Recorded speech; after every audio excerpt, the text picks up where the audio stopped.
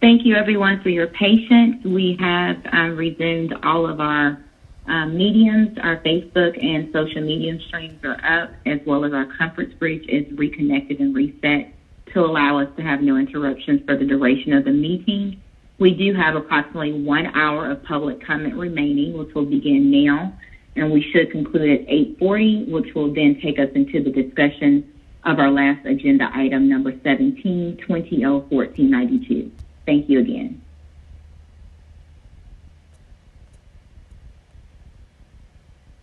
Hi, this is Jessica Seeley. I'm a constituent of Atlanta, and I was just calling to voice my support for the Rayshard-Brooks bill. I think that it's a good compromise between the movement for defunding the police and then not doing anything. So I think that it's actually a win-win for many people. It's very, very important to myself and a lot of the people that I know that live here that we do something to reduce the power for the abusive power of APD. And so at the very least, I think that this is the least that we could do. So please consider passing it. And thank you. Okay. John Ross speaks. I would like to ask for the Rayshard-Brooks bill. District being alternative. We have to abolish the just like employment for being alternative. Please pass this bill. Thank you. Lisa Degolian, it is imperative that you do not defund the police. The whole city will be put in danger. Please reconsider your vote to defund the police. This cannot be good for anyone. The city of Atlanta is depending on all of you to keep us all safe. This is not a good idea. The police need our support. They are humans and their lives matter. Please reconsider your vote if you are planning to defund our police. The responsibility is on you to keep us all safe. Our city needs you, and our city needs you to vote in accordance to our safety. It's time for the citizens to be heard. And you need to consider our comments and our lives as well as your own and your own family. Our families are depending on you.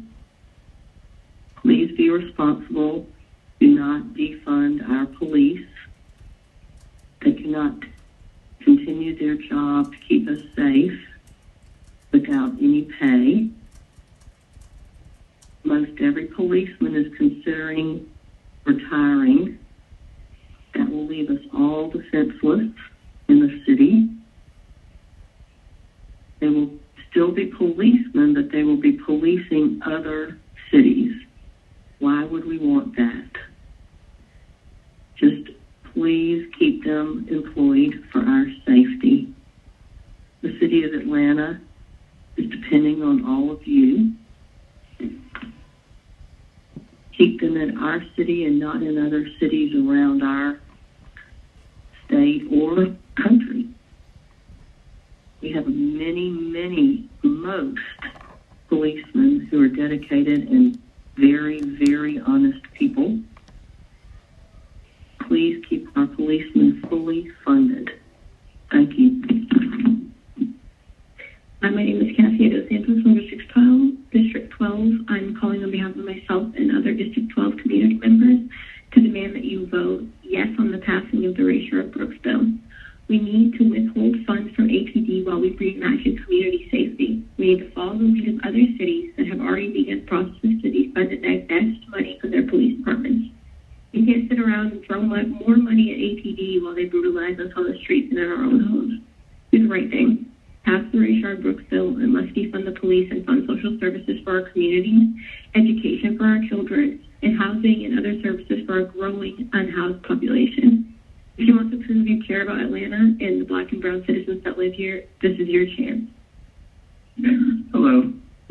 Tahoe Cometh. I'm the resident of Atlanta. I'm calling to express my support for the Rayshard Brooks bill, specifically that the bill that holds $73 million in a separate fund until December, while the City Council seeks to take steps to reimagine policing and community programs. I want to be clear that I do support this bill as an important first step in redistributing funds and eventually defunding the police, but I do not think that this is the end of the equation or of the opportunity to reimagine what public safety looks like in Atlanta. What happened to Rayshard Brooks was, to put it quite simply, just terrible and should never happen to anyone again. I think that, amongst many other things, was a clear sign of the negative effects of over-policing and criminalizing of Black people in the country and in Atlanta specifically, and also just that the police do not always do what they need to do or should be doing and do not actually always operate in the best interest of the public safety. So I'm calling on the City Council to use this time, the next 5-6 months they have, once they pass the Rayshard Brooks bill, which they should, to really take the opportunity to reevaluate public safety, to redistribute funds to things like education, to employment, especially in times of COVID, to first-line responder workers, specifically I mean medical workers, to any other office or place of the city that is really struggling with COVID, and not to look up our police department by another couple $1 million. This is a time really when what's critical to our society, which is things like schools, things like even voting abilities, things like hospitals or emergency responders, those things need the support from our city and from specifically a financial support. So I'm calling to use this time and the passing of the Rayshard Brooks bill to support that and to really seriously consider that. It's time for the City Council to act. Thank you. Hi, this is Lee Zell from Atlanta. I'm calling first to say thank you for all that you all do serving on the City Council. I do appreciate it. And secondly, to ask you again, I called a couple weeks ago. I do not want $73,000 removed from the Atlanta Police Department's budget. I'm not sure I understand why this is up again for debate, but I do want to voice my opinion on that. The increase in crime is, quite frankly, scares me. I don't leave my house after dark, and I'm just hopeful that we can come to a different resolution, but definitely removing that from the police department's budget is not one that I think is a safe option. Thank you. Hi, my name is Kelsey Lott. I live in DeKalb County, City of Atlanta. I'm calling today to ask that you please vote yes on the Rayshard Brooks bill today. Thank you. Hi, my name is Gigi. I'm a resident of Home Park in West Midtown, and I am calling to encourage you to pass the Rayshard Brooks bill. It is simply ridiculous what the Atlanta Police Department is capable of and the amount of funding they get compared to community-focused activities and investment in the community, in our schools, into programs to promote public health. So if you withhold $73 million from APD until they can reflect on public safety, and they can reflect on how they can better approach actually good policing and not murdering residents, that is pretty much the least you can do. So I know that Atlantic City Council can do better, and y'all specifically can do better. So thank you so much. Have a great day. Bye-bye. Good morning. My name is Jennifer Hunt, and I live off of Moores Mill Road within the City of Atlanta. I'm calling to express my deep concern for the fact that defunding the police force is still an item on your agenda.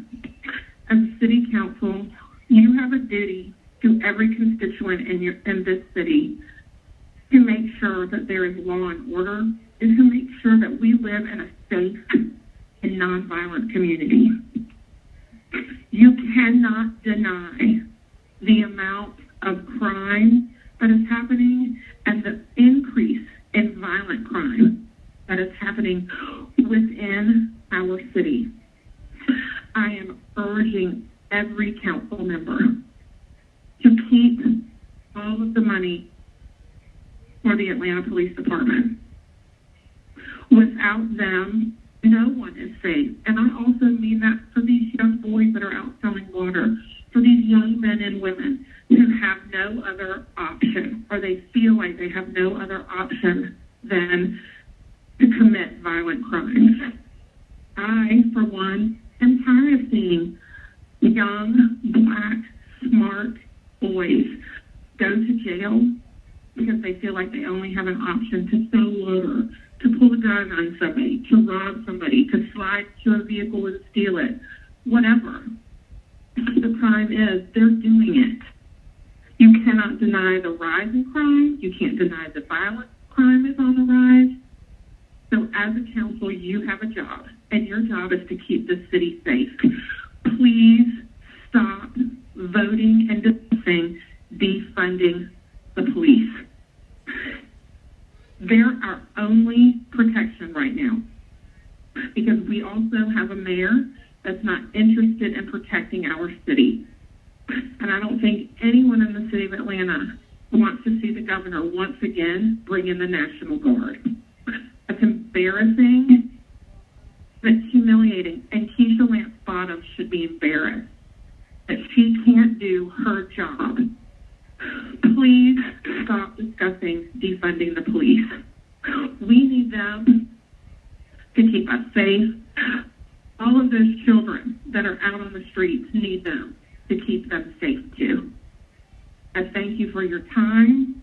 Be thoughtful in every discussion you all have, but please, please do not defund the police department.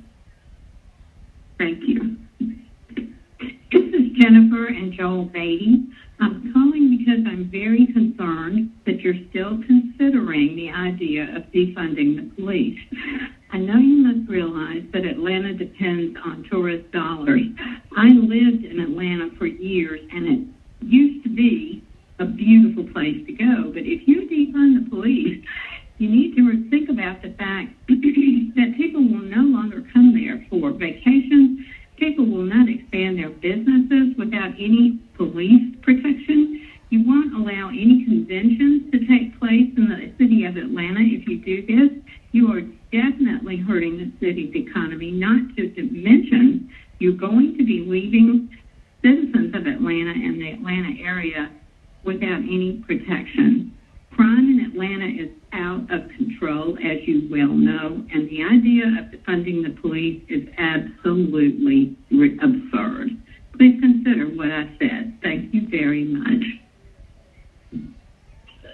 Hi there. My name is Hannah Esleson. I'm an Atlanta resident, specifically a DeKalb County resident, and I'm calling on behalf of the City Council's vote today on the Rayshard Brooks bill, which is essentially an amendment that will withhold $73 million from the general fund while the city tries to reimagine public safety. I think this is an important bill, as we've seen that the police have acted aggressively, taking the lives of men such as Rayshard Brooks and others.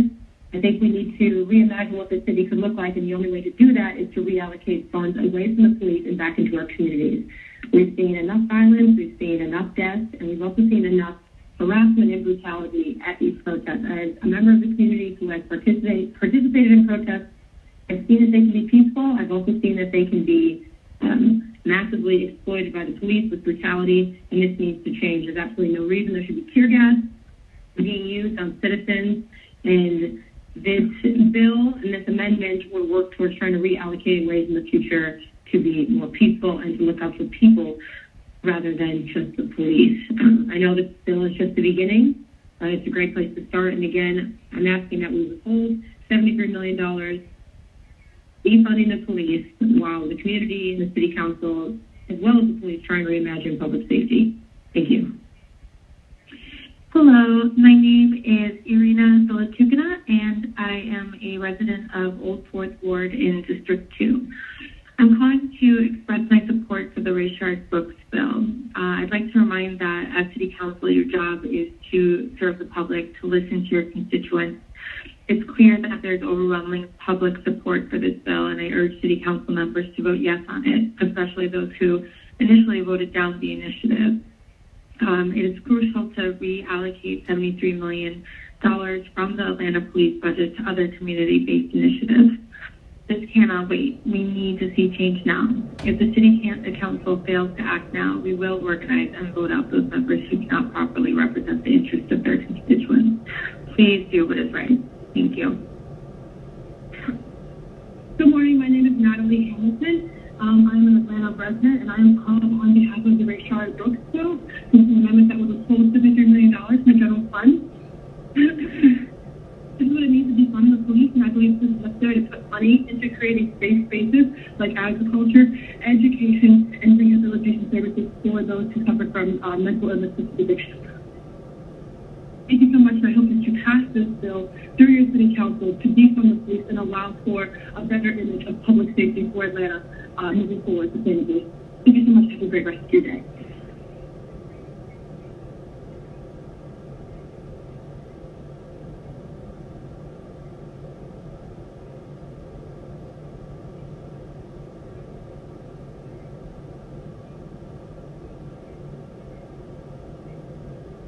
Hi there, I am.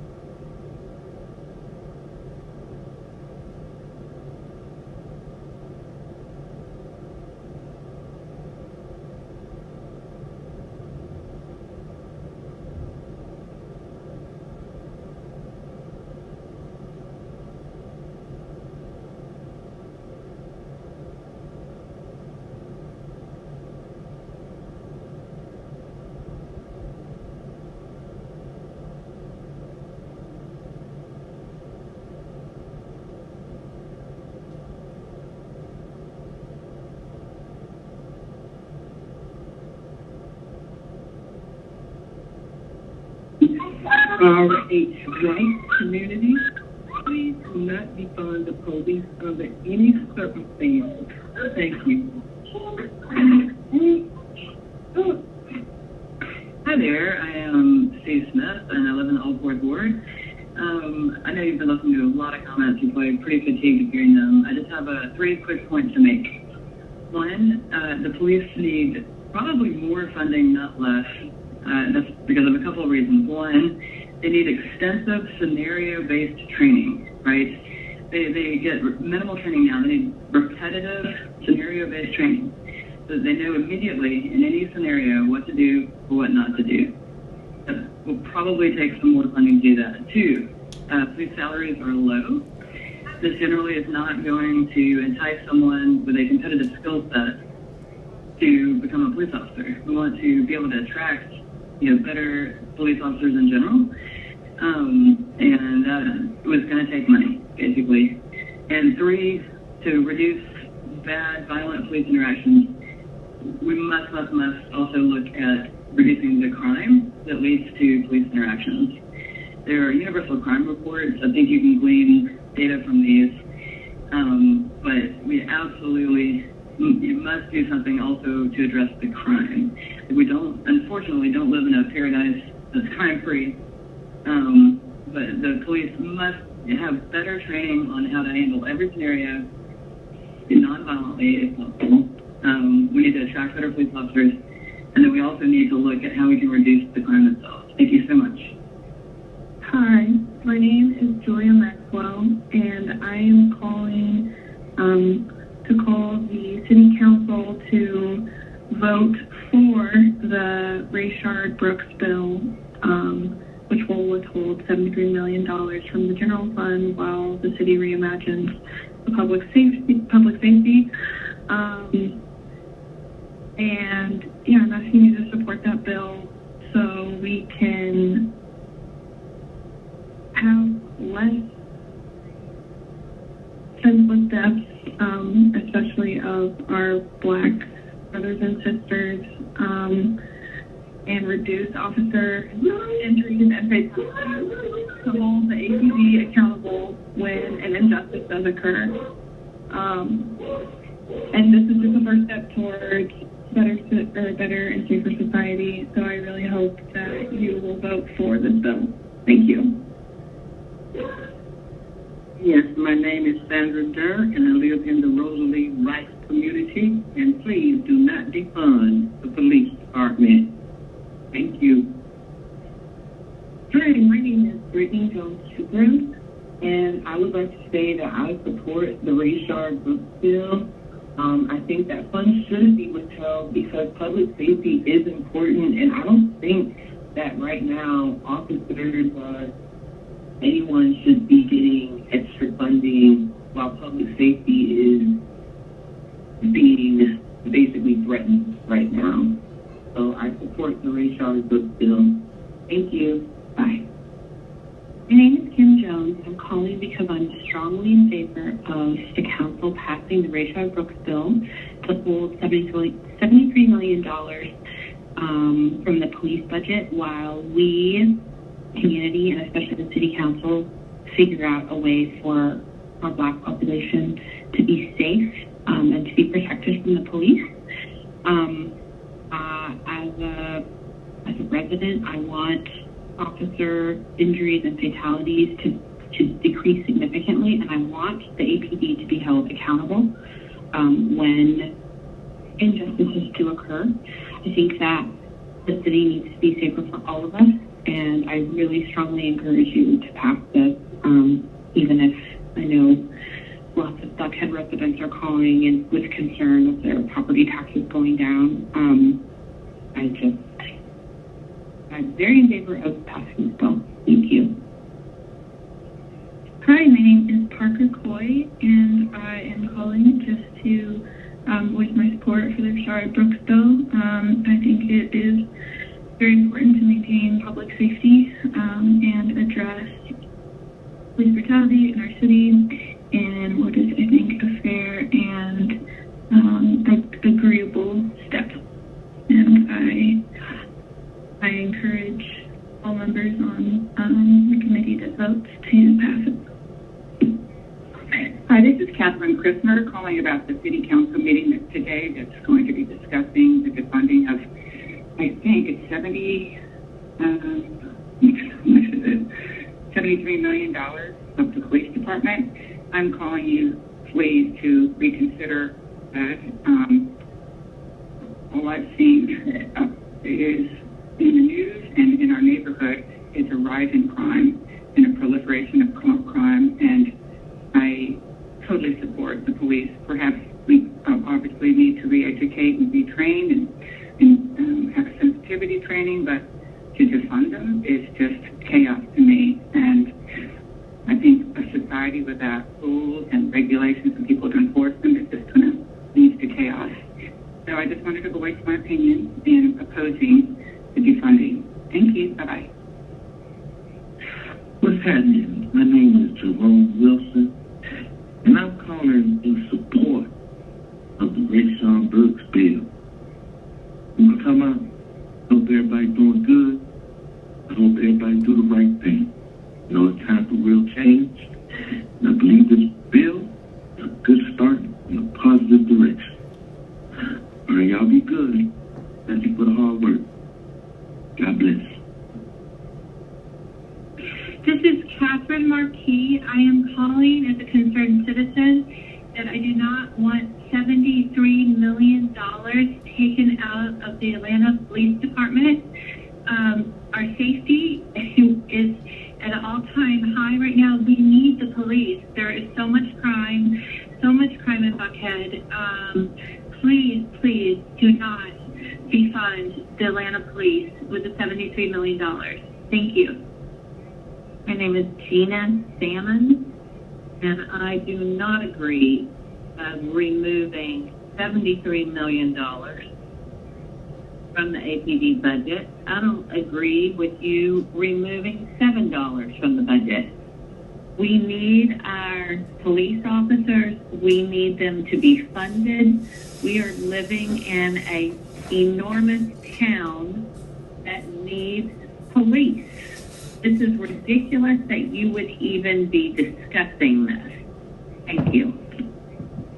Hi, my name is Amber Usa, and I was born and raised in McDonough and lived in Atlanta for about 6 years while I was going to university. I'm calling to ask you all to please consider the Rayshard Brooks Act. And by consider, I mean seriously consider, because I have been very unimpressed with watching the city council the past couple of weeks, and it feels like there's some floundering around figuring out how to actually make some tangible change in policing and more of a prioritization of the city's money going into the police instead of going into making tangible change for the citizens of the city. So thank you all for your hard work, and please do something. Thank you. Goodbye. This is Mitzi Lau. I'm a resident of Zone 2 and a 30-year resident of the city of Atlanta. Please do not remove funding for APD. Crime is spiking. We're having difficulties over every zone in this city, and right now is not the time to be defunding the Atlanta Police Department. Please reconsider, those of you that have thought that would be the answer to the problem. It is not. Please do not defund APD. Thank you again for listening to our comments. This is Lisa Sullivan. Please do not defund the police. Atlanta is at the worst it's ever been. I've lived here 60 years, and we need the police more than we need some other things. But it's ridiculous to even think that these men that give up their lives for us and keep us safe y'all are considering even defunding them. Hi, my name is Anna White. I live in Virginia Highlands in the city of Atlanta, and I am in full support of the Rayshard Brooks bill, and you guys need to pass it. There needs to be huge reforms in the police, if not defunding it completely. Thank you so much. I hope you guys go through it. Good morning. My name is Lane Curban. I live in Zone 4 and implore you not to defund the police. While we do need reform in our police system, we do not need to take away from the officers that are going out every single day and putting their lives on the line and sometimes tragically losing them, as we have seen not only in our community but in other communities such as Dallas, Texas, where 2 officers were killed this week when responding to a domestic violence operation. We need to do everything we can to support our police officers, to support and take care of us when we, for instance, in January had intruders walking around our property at 5 a.m. in the morning, going through our property, and who knows what else is planned if they had not been run off. And so we ask that you take care of the police officers we have, do everything you can to secure our communities, and if you have any further questions, we'd love to speak with you. Thank you so much. Hi, this is Caroline Herman, and I live in Atlanta, Georgia, and I wanted to call to urge you to vote yes on the Rayshard Brooks bill. I think we need to really think seriously about our funds that go to the police and where they could be better allocated, and I'm urging you to vote yes on the Rayshard Brooks bill. Thank you. Hello, my name is Taylor Sullivan, and I live in Fulton County, and I would just like to call and say not to vote on the $73 million refunding, and thank you so much. Hi, my name is Paula Listo, and I just want to go ahead and leave a message saying that I do not want the $73 million removed from APD's budget. I do not want it removed. Thank you. Jody Fine, F-E-I-N. Charles Walker Sullivan III, 3162 Verdun Drive. Under no circumstances should the City Council defund the police by $73 million. Crime in our area prior to any of this discussion was somewhat frequent and out of control. If anything, additional police and additional funding should be appropriated. Thank you. Hello, this is Klaus Holter of Neighborhood Edgewood. I'm calling to let you know that I think you should vote yes on the Rayshard Brooks bill and defund the police and reinvest that money into our communities. It's the communities with the most resources that are the most safe, not the ones with the most police. Taylor Sullivan, and I live in Fulton County, and I'm calling to say do not defund the police. The amount of crime and shootings and violence that has increased is absolutely ridiculous, and we need the police to help us control it. Do not defund the police. Hi, my name is Hillary Morris, and I am a resident of Atlanta. And I am calling because I'm very concerned that we could the $73 million removed from the APD's budget. This actually scares me. I do not want my safety, my family's safety put at risk. And I suspect.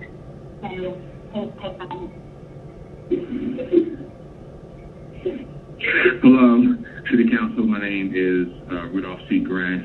I'm an Atlanta City resident, and I'm just calling to let you know that I am 100% in support of the Rayshard Brooks bill. I want to see it get signed. We need this in order for us to have true reform, to achieve true sustainable change in the way police is being seen, the way police interacts with the community in which they swore to protect and serve. I think I speak for a lot of people when I say enough is enough.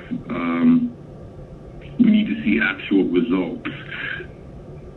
We need to live in a community and serve in a community and work in a community where all groups of people, no matter where they're from, what they look like, are treated fairly, have the same opportunities, instead of being worried about being bullied, bludgeoned, tortured, or even murdered by the hands of the people who have sworn to protect the law and serve the law and serve and protect us as well. So please vote for the Rayshard Brooks bill. Thank you. Tyler Brown, do not defund the police. Crime is in the streets more than ever, and we need the cops as much as possible. Bye.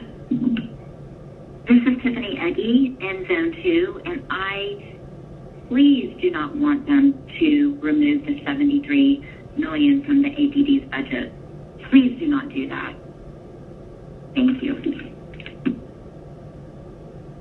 My name is Lisa Burton. I'm calling regarding the continued effort in the City Council by Antonio Brown to remove funding from the police. When you look at our city today, I don't know how he can even think of doing this.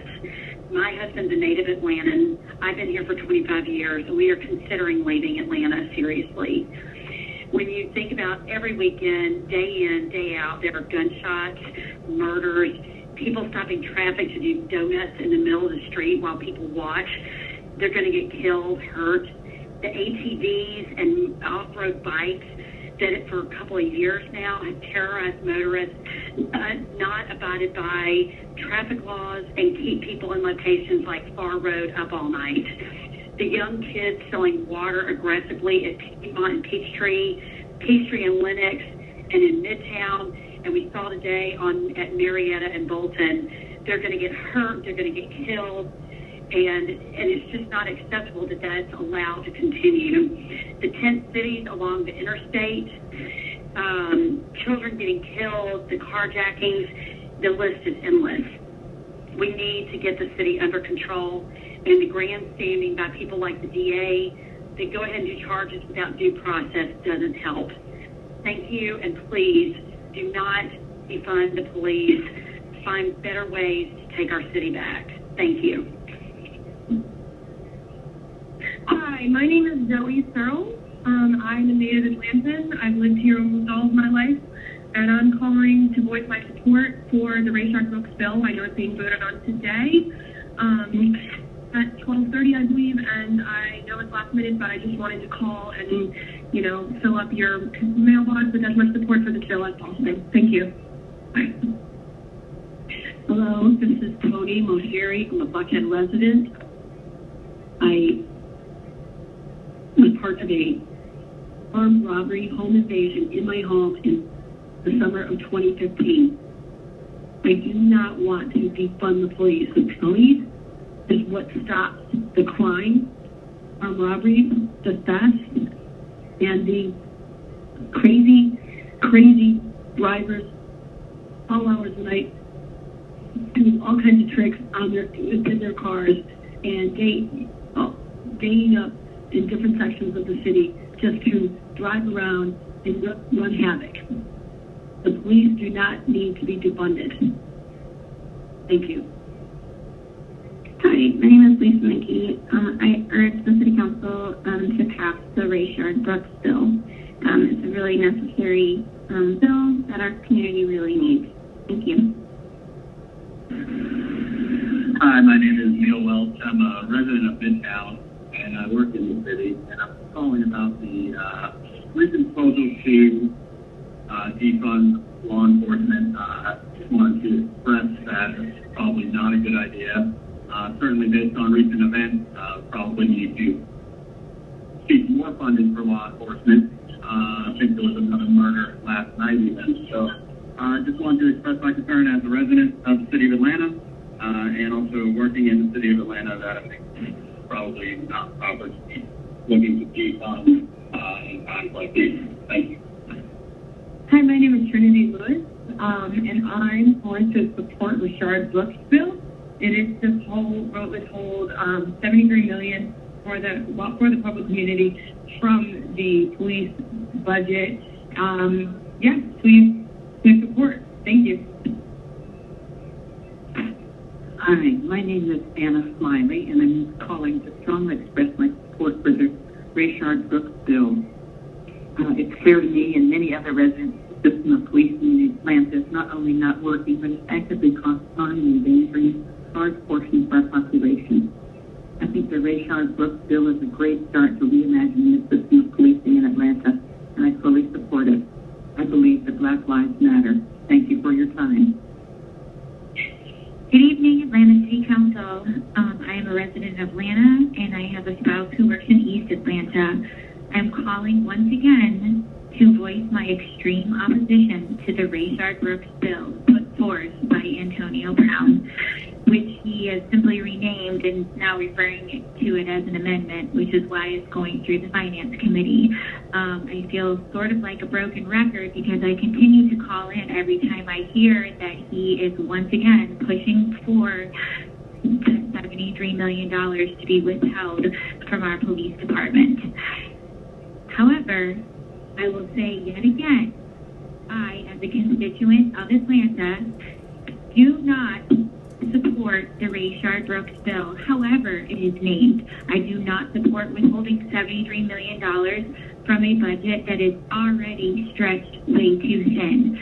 The money that you are looking at withholding and doing whatever with, because there's not actually been any sort of good things put forward, there hasn't actually been anything. There's been no research, there's been no studies, there's been no proof shown that this works in any other city in America.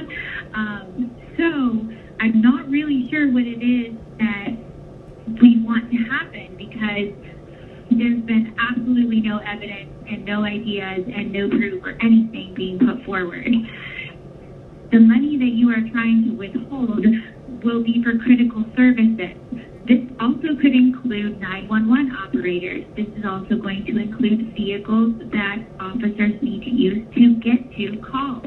This would also include fuel that needs to fill up those vehicles so that officers can go to calls.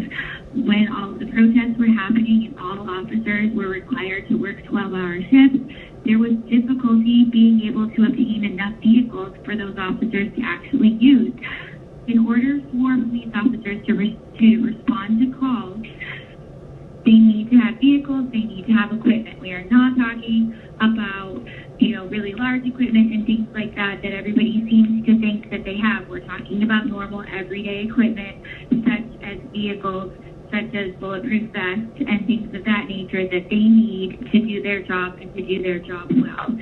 Please do not allow Antonio Brown to continue to control the City Council by pushing forward these ridiculous bills and amendments that take away funding from the APD and these ideas as to how this is actually going to work. There's been no studies, there's no proof or evidence.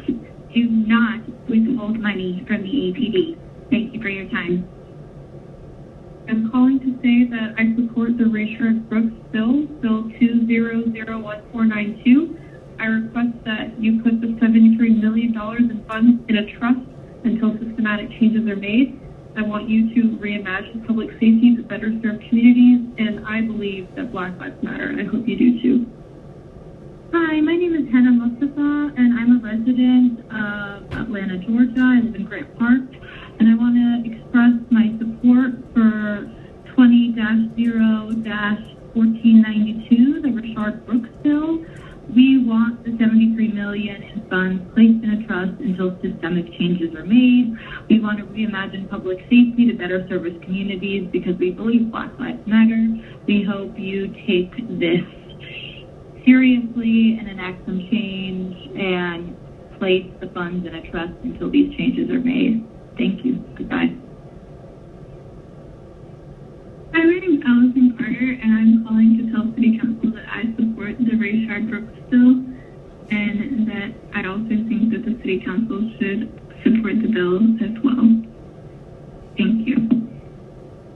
Hello, this is Alexandra Custon, and I'm an Atlanta resident in District 1, and I'm calling to ask that Atlanta City Council vote yes on the Rayshard Brooks bill. Thank you. My name is Ross Wade. I'm an Atlanta native. I've lived here my entire life, and I support the Rayshard Brooks bill. Some of you I know are doing the right thing and supporting this bill, but you all need to. And as participants in local government, we exist on a level where everyone's together in this, and you guys all need to step up, all of you. And to the ones who are silent, to the ones that hide behind politics and hide behind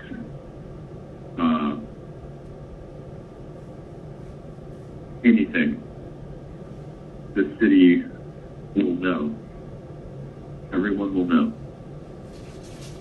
Support the Rayshard Brooks bill. I do, and I hope that this meeting actually gets postponed so that we can fight for more people to support this bill. Thank you. Bye. Yes, my name is Vanessa Hill, and I do not want you all to defund the police department. I was supposed to be called between, I think 4 and 7, and I totally forgot, but I'm begging you not to defund the police department of the city of Atlanta. Please don't defund them. My name is Vanessa Hill. I'm sorry I forgot. Not that it was important, but something happened that threw my mind totally out of whack. But please do not defund the Atlanta Police Department. We need the police. We need the police. We need the police. I should have went in the other room. I'm sorry. We need the police. We need the police. Please do not defund the police department. I'll call before 4 to 7 p.m. But please do not defund the police. We need the police. We do not need martial law. We do not need other entities coming in. We need our police department. God, that ain't police. God, that ain't the police. There's some bad apples everywhere, but we need our police because the streets is off. It's very bad without the police. We need our regular city of Atlanta police, and we need to let them know we appreciate them. Please do not defund the police department. Please do not defund the Atlanta police department. But since we're dealing with the city of Atlanta, please do not defund the city of Atlanta. Please, I'm begging you, President, City Council, please do not defund them. because we are not a state police. We need city police.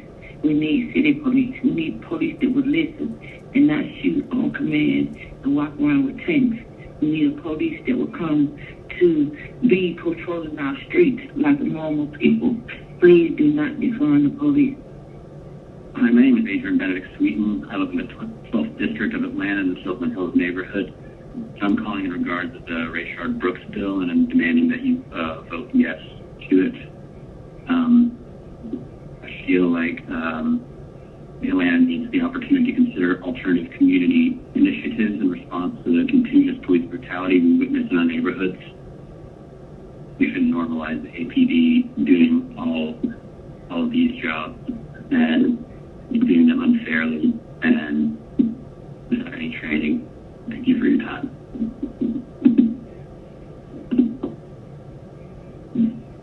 Hello, Atlanta City Council. This is Kyle Forog. I live in District 12, represented by Joyce Shepard. I would like you to approve the Rayshard Brooks bill.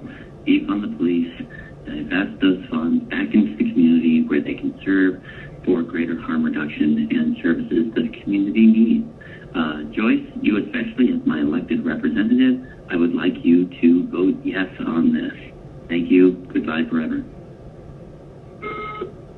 Hello, my name is Shannon Duffy, and I'm a Fulton County resident. I live in the 4th District, and I'm here calling to urge you to vote yes on the Rayshard Brooks bill and the resolution 20R4068. I'm urging you to withhold the $73 million from the Atlanta Police Department in order to allow community members and the people who are actually impacted by violence and by crime to have a say in what that process looks like and how safety can be reimagined and how people can be guaranteed that when they need help, the people providing it to them won't kill them and act with violence. The police have proven themselves to be a violent force that is racially charged, that is murdering people, as seen with Rayshard Brooks, and their funding should be taken away. The $73 million is just the first step, and what we're demanding is the abolition of the police department here, because they're not keeping people safe. They're causing the harm and they're causing the violence. So I hope that you listen to what people have to say and you pass the Rayshard Brooks bill, and that this $73 million could be given to create a new idea of what keeping Atlanta safe can look like and how people can be given help when they're needed, when it's needed, instead of targeted, arrested, and killed when they need help. Thank you. Hey, my name's Eric Olson. I'm a lifelong resident of Atlanta. And I want to just let you guys know you should vote yes on the Rayshard Brooks bill. I think you guys know why. So, just use your best judgment here. Thank you. I am calling to support the Rayshard Brooks bill, and I'm calling for Shelton to fund the bill and not just pay lip service and PR to the movement that is happening, because the citizens of the police do not have sole discretion to determine what public safety is. Public safety does not look like continuing to throw money at a corrupt police department that needs to be investigated. And we, as a people, have a right to determine what public safety looks like for us. I'm calling for Third Council to support and to fund, keyword, everything, fund the bill so that we, the people, can determine what safety looks like for us. Because we know that for black people in this city, when 10 police officers show up after someone has already been shot, that does not equate to public safety. Hi, my name is Yonda Munoz, and I support the Rayshard Brooks bill. Hi, this is Tanya Meeks. I'm a resident of Fulton County. County, and I also live in Peoplestown. I am calling to let you know that I do support the Rayshard Brooks bill, and I think that if you guys vote for it, it could significantly change our community in a positive way, and I really hope that you do vote for it. Thank you. Hello, my name is Chloe Ralston. I'm just calling to urge you to please vote yes to the Rayshard Brooks bill. Thank you. Hello, my name is Isabel Danum, and I'm a resident of Buckhead. I'm calling today to voice my strong support for the Rayshard Brooks bill.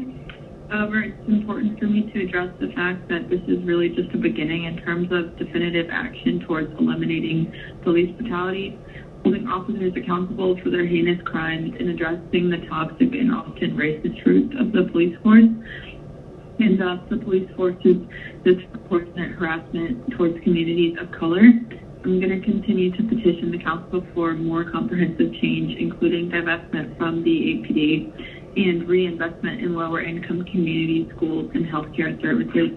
The fact that in the middle of a pandemic, police officers are basically geared up for war against peaceful protesters, and healthcare professionals are literally wearing trash bags to deal with an incredibly infectious disease is disgusting, and moreover proof of how we need to get our priorities in check, because we are not currently taking care of our community in the way that we should be.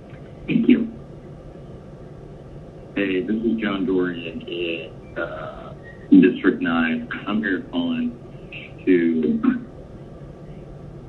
adamantly support the Rayshard Brooks bill for the council members to vote on today. Please, this is really our last chance to let some good happen from the events of last month.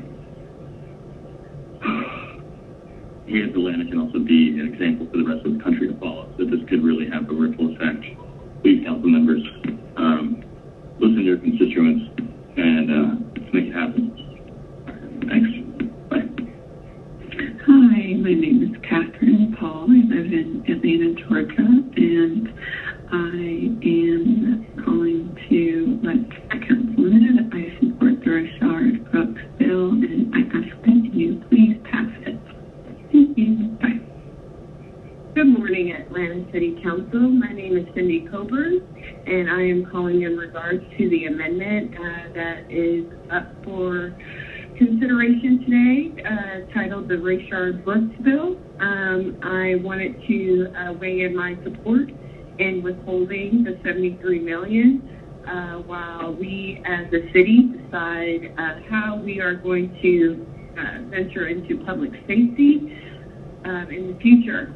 I think that this is important that we withhold the money for now, because we have to have a broader conversation about how we are policing our citizens and how we are holding the Atlanta Police Department accountable for injustices faced by citizens.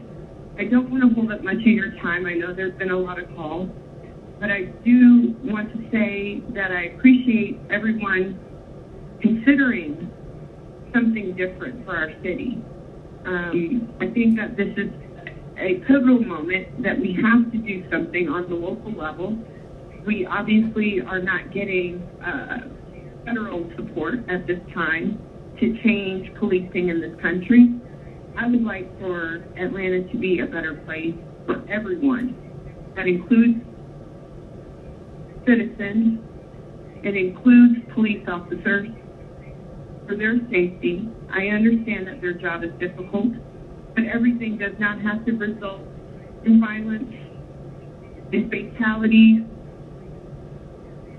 I just want a better future for anyone who decides to call Atlanta home. Thank you so much for your time, and have a great day. Yes, my name is Kimberly Kyle. I'm calling to ask the City Council to support the Rayshard Brooks bill today. Thank you. Good morning. My name is Karina Kinkley, and I'm calling in regards of supporting the Rayshard Brooks bill. And that's my statement. Thank you. Have a good Wilder. I'm a resident of Atlanta. I'm just calling, asking you to hold that $73 million. I hope also that, going forward, that you'll listen to the public as you do reimagine the police and how that will look for the end means of public safety. So yes, I am asking you to support the Rayshard Brooks bill because the community is really just asking that the APD are held accountable when these injustices occur, and we really just want to reduce any of these injuries and fatalities that are at the hands of officers. So yeah, please pass the Rayshard Brooks bill. The community is asking for this. Please, please, please listen to us.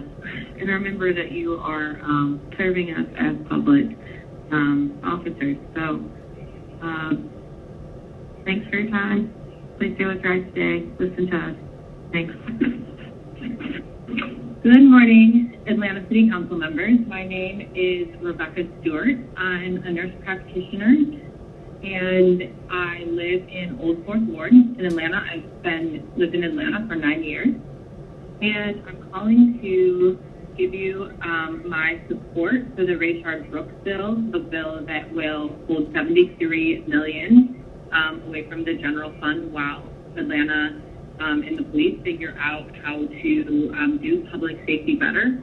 I think I'll speak for myself. I was really disappointed by the way the police in Atlanta reacted to the protesters. I felt like they used so much unnecessary violence against people who were speaking out against violence.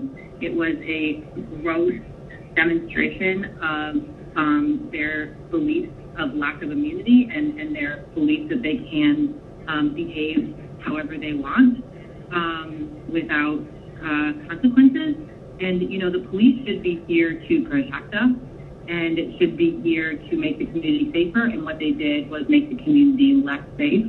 Not to mention the Black men and women of this city who make up the majority of this city, who feel under threat by them on a regular basis, including Rayshard Brooks, who died at the hands of police for something as simple as falling asleep in a Wendy's parking lot. People struggling with police should not be a reason that they die. Police should be able to have other ways to subdue people if they struggle, and recourse if they're not able to subdue them. That doesn't include shooting them in the back. So all of this to say that I support the Rayshard Brooks bill, and I truly hope that you will take my public comment and others into consideration as you assess your decision for this bill. Thank you very much. Hi, my name is Morgan Park, and I am in support of the Rayshard Brooks bill. Hopefully we can build a better city that benefits the people and fight for a better future for the people of Atlanta and the country as a whole. Thank you. Hi, my name is Cindy Blinko. I'm a resident of Atlanta, and I just wanted to call before your meeting today to tell you that I do support the Rayshard Brooks bill, and I hope that you take this into consideration in passing it. Have a good day. Thanks. Hi, my name is Anna Hart. I'm a resident of South Buckhead, Zone 2, and I was just calling to voice my opinion in regards to the defunding of the police. My husband and I, we are highly against the defunding of our police department. Just a couple of weeks ago, we had someone break into our house, and it took 25 minutes for a police officer to get here. It was just me and my infant son, so you can imagine how scary those 25 minutes were. If you defund the police, we're going to sell our homes. So again, as a homeowner and resident of Atlanta, please, please, please do not defund our police department. Thank you. Hi, my name is Casey Serrano, and I'm a constituent here in the Edgewood neighborhood in Atlanta, and I'm calling to say say that I believe that the City Council must vote yes on the Rayshard Brooks bill and use the Rayshard Brooks bill as the first step to work towards defunding the police here in Atlanta and reinvesting that money back into our communities in the form of community services such as educational initiatives, public health initiatives, initiatives to address food insecurity, homelessness, and other issues within our communities. We cannot continue to just through the Atlanta Police Department as they continue to terrorize, harm, and even murder the members of the Atlanta community. Instead, we must work to find real ways for Atlantans to be served and protected. Therefore, the Rayshard Brooks bill must be passed, and when Mayor Bottoms proposes her new plan for how the policing should be handled in Atlanta, it needs to look like a defunded model of the police that instead focuses on making our communities safer by addressing root issues that drive dangerous situations. Thank you. Yes, my name is Lane Peters, and I'm calling in support of the police department. I think it's absolutely absurd that we're even having this discussion of defunding the police, as we've seen that everything has not gone smoothly with the riots and protests. And I know that they're not bad, but it seems like it's just a free-for-all when it comes to making the police stand back and let these people just take over the city of Atlanta. It is absurd, it's embarrassing, and it's uncalled for. Please do not defund the police. We need that more than ever right now.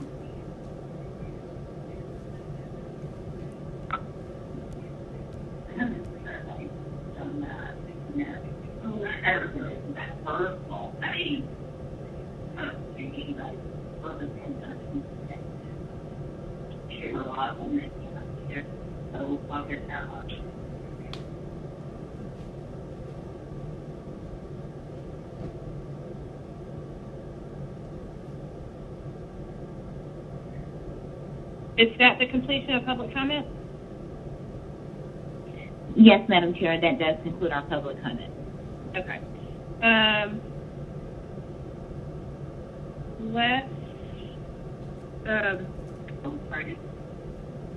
Let me see if I can tell. Look, everybody's been able to get people who just listening themselves to see if they were able to get logged back into eBoardroom. So let's give people 1 minute to try to get logged back into the eBoardroom system.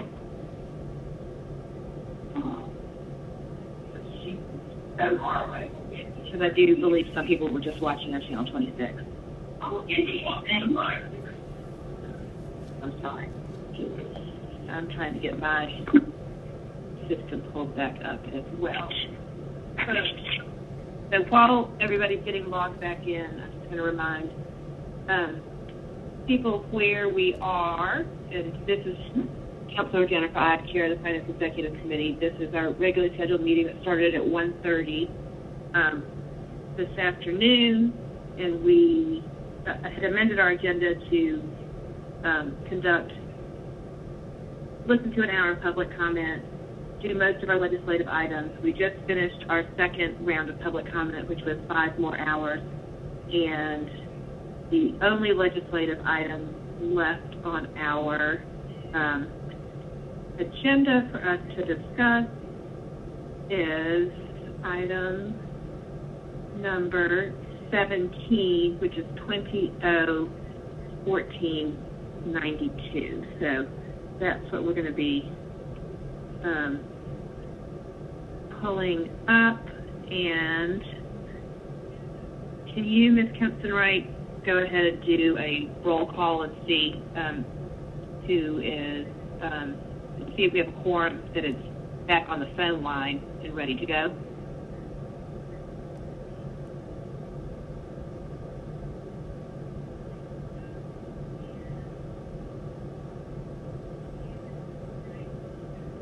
Councilmember Andre Dickens.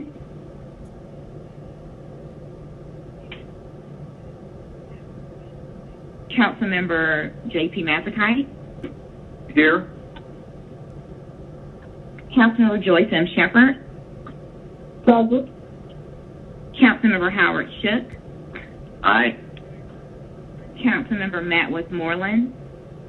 Here. And Councilmember, I don't believe we were able to hear Councilmember Archibong and Councilmember Dickens, but they are on the line. Yeah, I'm here. This is Archibong. Thank you. Okay, and Mr. Dickens is there? Yes, he is as well. Dickens is here. Dickens is here. Okay, great.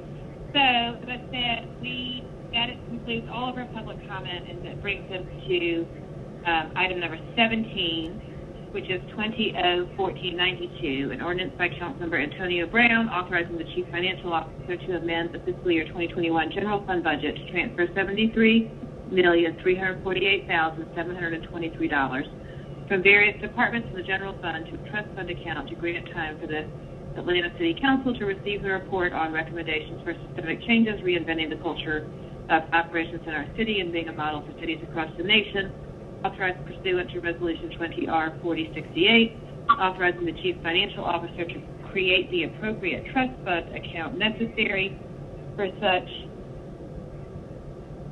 actions to waive Section 2-943, annual appropriations divided into 12 parts, expended monthly and for other purposes. I'm going to pause for 1 second to recognize that Council President Felicia Moore is on the line, and if there are any other council members who would like to be recognized, let me know. I have been contacted by the author, Mr. Brown, that he had a substitute on this. I don't know if I haven't seen it come through on my email, so I don't know if that is ready and if he has distributed that yet. Ms. Kempson-Wright, do you know the status of that? Yes, council member. Wait, am I on a speakerphone? Oh, sorry.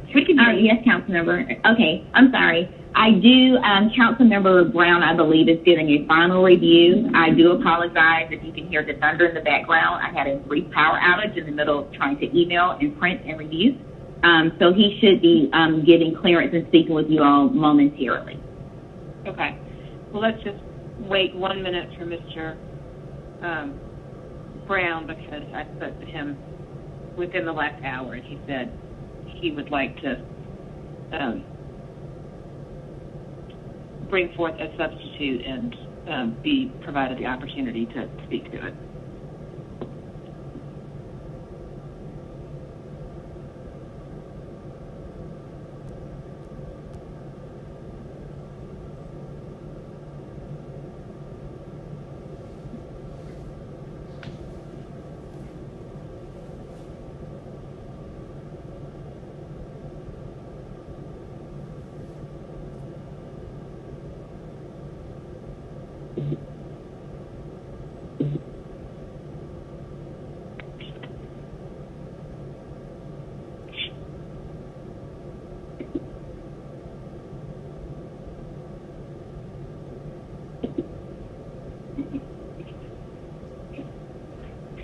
I am trying to get in touch with Mr. Brown.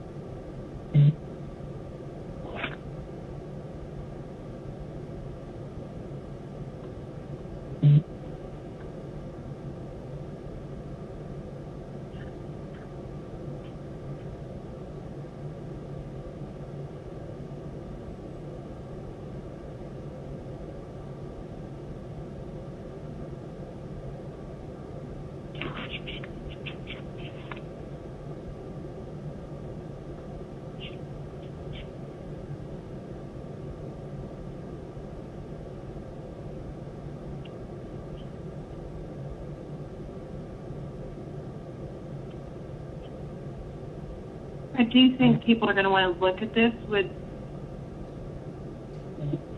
Okay, Mr. Brown, are you on the phone now? Yes. Yes, Madam Chair. Okay.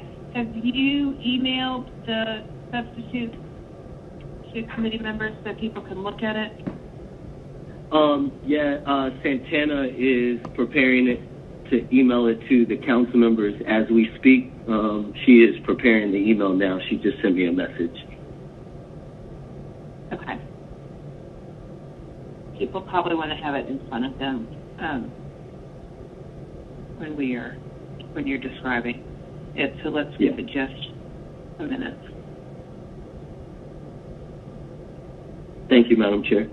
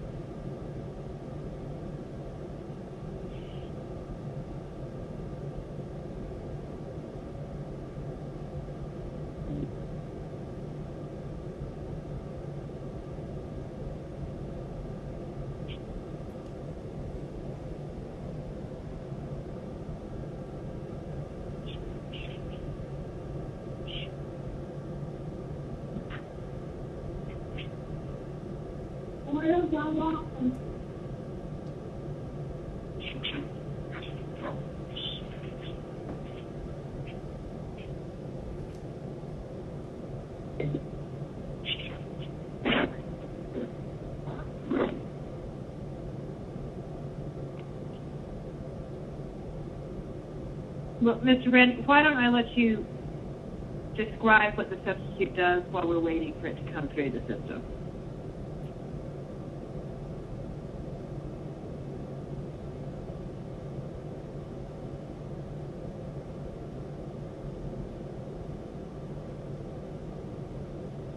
You might be on mute if you're speaking. Oh, my apologies. Madam Chair, thank you for the opportunity to come before this body. And colleagues, thank you for giving me the opportunity to speak to you all today. We've made some changes to the initial paper, and a substitute will be coming before you all.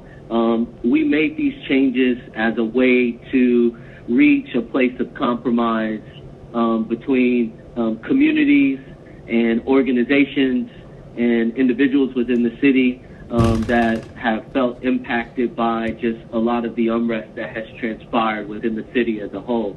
Some of these changes that we've taken, done is we're removing the $73 million amount from the legislation. We're directing the CFO to identify funds that can be reallocated from the general fund to reinvest into Black and brown communities.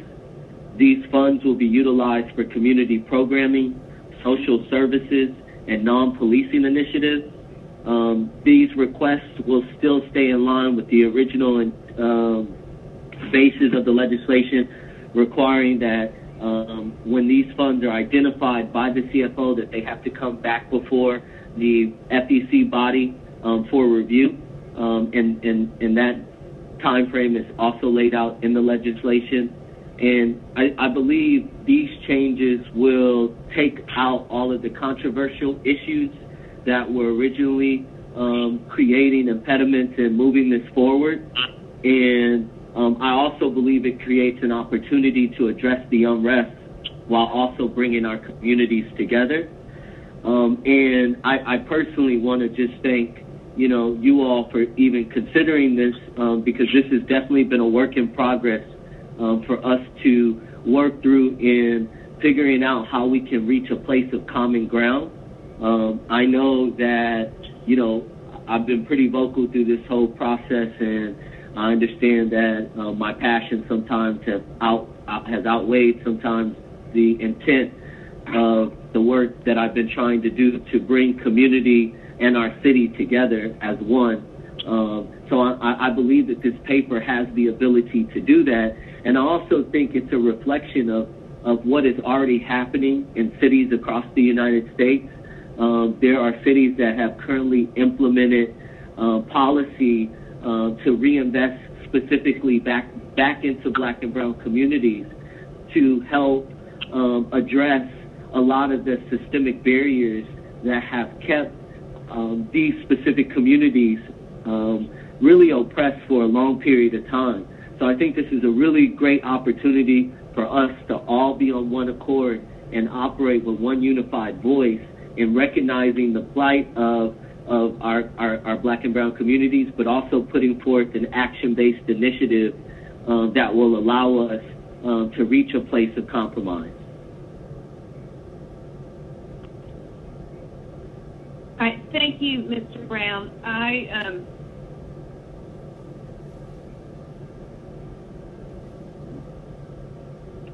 And Santana, Madam Chair, just emailed it out to all the council members. Okay, it has come across that. I'm going to go ahead just to get it in front of us to discuss, to make a motion to substitute. I think there are people that have questions sort of about that process, but to get the ball rolling, I'm going to do that. I see Mr. Westmoreland has his hand up. I'll recognize Mr. Westmoreland now. I appreciate that, Madam Chair. Mine's a procedural question before we were even to bring the substitute in front of us. So I know, thank you, Mr. Brown. I appreciate your review. And Ms. Kempson Wright just emailed a copy of the document to us 4 minutes ago, so I'm reviewing the changes now. My question is a procedural one for council staff, probably. This is very, very different than the piece of legislation we had sitting in front of us until 4 minutes ago. And it is not expressing a certain dollar amount. It would be coming from any certain category. It would be designed to support programming and initiatives that I think there would be a lot of support on from members of this committee and from council in general. But it's also very different than what we have been talking about. And so my question is, what would the process be for us to accept this paper as a walk-in and then to hold it here in FEC for a cycle so we could review it in greater detail and then come up with a plan to moving it forward at our next FEC meeting? And then having this in the body, we would be able to take care of the other paper since it would no longer be relevant, but to have this be its own new paper, given how different it is from the one that we're currently considering. And so I guess my question is, would it require us to amend the agenda to be able to accept a walk-in? And then is there anything else that would be required? So Ms. Kempson Wright or Mr. Pace, do either of you feel comfortable answering that? Which I guess the question is, now that we are towards the end of the meeting, could we amend our agenda to allow for a walk-in at this point? Yes, Madam Chair, you could amend the agenda to allow for a walk-in if that is the desire of this body. We would reconsider the original vote that we took to amend the agenda initially to rearrange the agenda, and this would now be reconsidering it to not only have just rearranged it, but to also accept the potential walk-in. Okay. Along these same lines, if you don't mind, Mr. Westmoreland, can we call on the law department to ask their opinion on whether this is too different to be a proper substitute, and just get, both from the process-wise and from the legal, get that answer? That was actually, yeah, law would be great. And then my only other comment is that if we do move forward in this manner, that it would need a new ordinance number, I assume. And so I just wanted us to be ready to work on that. But yeah, I would love to hear from law and what their thoughts are, and then come back to this idea. So if law, I believe that Ms. Robinson's on the phone, if you heard that question, Ms. Robinson, and also, I don't know if you've had a chance to look at this too deeply, but whether this should, I know this issue just arose with another piece of legislation, that this should probably be an ordinance or a resolution. Hello, can y'all hear me? We can hear you. Great. Hi. I did just get a chance to take a look at the substitute, so this is not based on a deep dive of analysis. However, looking at it without addressing the issue about ordinance versus resolution issues, I do think it appears that it might be too different to be a proper substitute. The substitute is really to not overhaul the meaning of the entire ordinance, but to simply make certain changes without going too far, such as that it would be a different paper. So here I would, I would like to examine it more deeply, but on first blush, it appears that there would be an issue with this being a substitute rather than a new ordinance.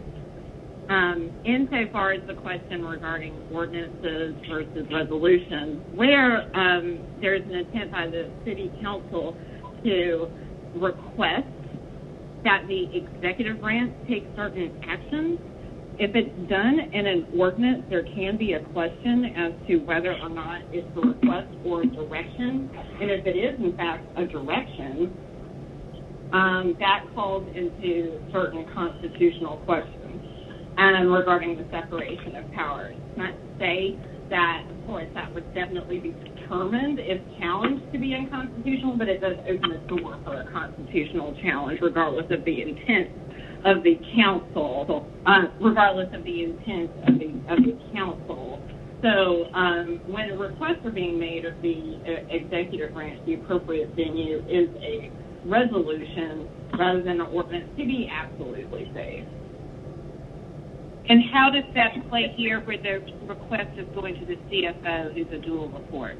Is that still apply? I think that if it was the law department or the CFO, you can make a request either way, though there is still the question of whether or not it's truly a request or a direction, regardless of whether or not it's an ordinance. So you don't have the separation of powers issue, but you do leave open a question as to whether or not it's a true request or if it was meant to be a direction because it is, in fact, a legally binding ordinance.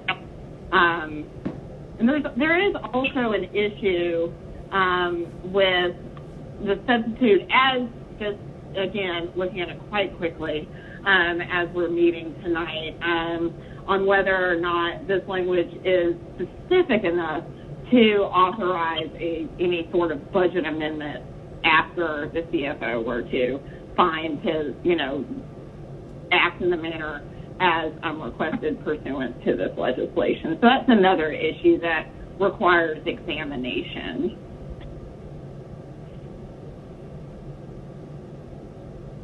Okay, Mr. Westmoreland, do you have anything? Well, so I'm glad to hear we can amend the agenda. My original comments were about holding this paper so that we can tighten it up, not at 9 o'clock at night. And it sounds like, Ms. Robinson, we could accept it. Could we accept it as an ordinance? No, I see what you're saying. We need to figure out before we vote to do anything whether it should be an ordinance or resolution. I will say for myself, based on the feedback from staff, that I would like to make a motion at the appropriate time to amend the agenda to accept this as a walk-in, and then after that, if it passes, I'm going to make a motion to hold, and then we can take up the original paper. That would be my 2 cents. Dickens, second.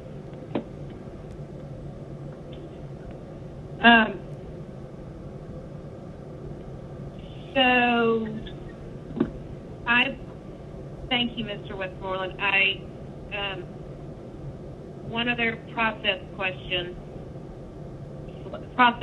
legal question. If it comes as a walk-in to committee, I don't think it's a personal paper. I think it's a committee paper. Ms. Kempson-Wright? Yes, Madam Chair, that is correct. It would be a paper by the Finance Executive Committee and not by a council member. However, currently we still have item number 17 before us, and so we would need to take appropriate action on that first. Okay. And then we can amend the agenda if it's the will of the body. Okay. I saw Councilmember Archibald's hand up for a minute, but now it's gone down. Councilmember Archibald. That's correct. It's down. Okay.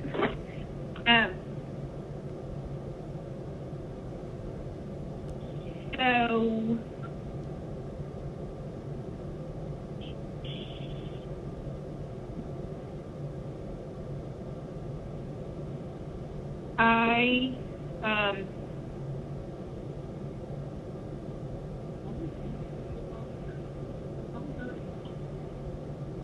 Mr. Westmoreland, are you? No, well, no, I mean, Ms. Kimpson-Wright just said that we need to take up item 17 first. I'll defer to her on that. I just wanted to make clear, I believe this paper should come into the purview of the committee tonight. I thought it read so substantially differently that it should be its own paper. That sounds like that might be a legal opinion in addition to a personal opinion. But I would like for it to come in tonight, and then I would like for us to hold it. But I understand we may have to deal with item 17 first, but once we do that, I just wanted to make myself clear, and it sounds like Councilman Dickens agrees, that we want to bring this in to our purview this evening. Okay. It looks like Councilmember Archibald has her hand up again, so let me move to Councilmember Archibald while we all sort of mull this over.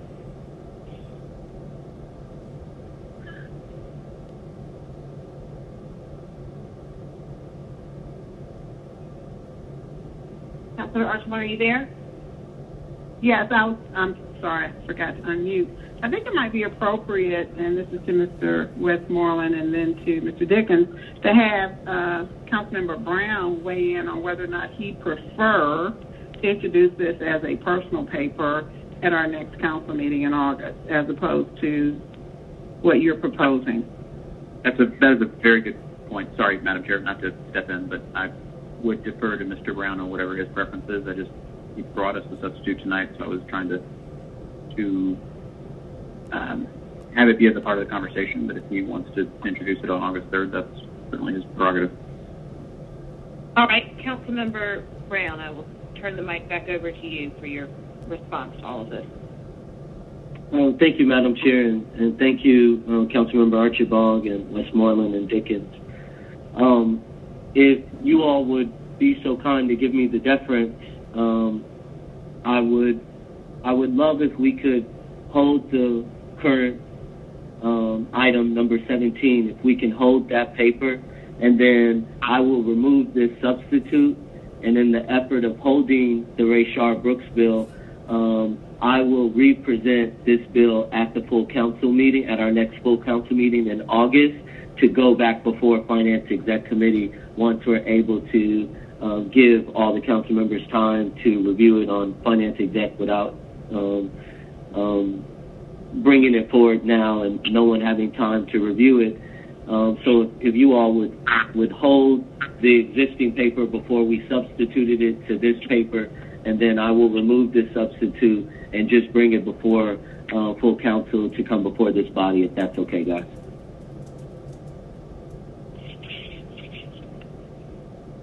Mr. Brown, I'm not sure I totally followed that. Are you saying your preference is to have this held, and then at our first full council meeting, you would introduce a new paper that is the substitute? No. So I was saying, Ms. Kimpson-Wright stated that we would have to first deal with the original paper before we bring forward the substitute because it's so different. So I was saying the original substitute before we made these last changes that we need to deal with, I was saying if we could hold that paper, and then this substitute that has now come before us, I will bring that at the full council meeting in August to take before the committee, the FEC committee. Motion to hold.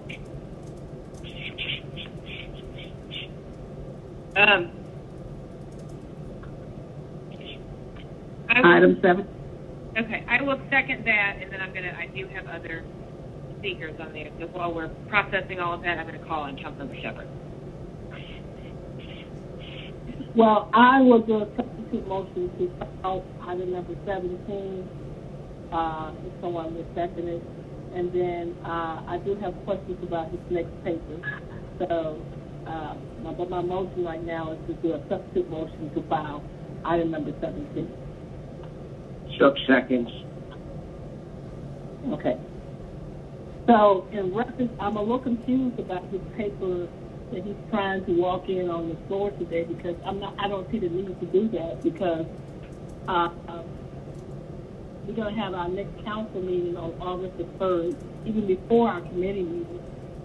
So my recommendation would be for him to actually introduce it either as a resolution or ordinance, as if that's his purview, if that's his choice, at the next council meeting, because why do we need to hold it when we have a council meeting? We can absolutely introduce it. So it's obvious to us that it's a whole different piece of legislation.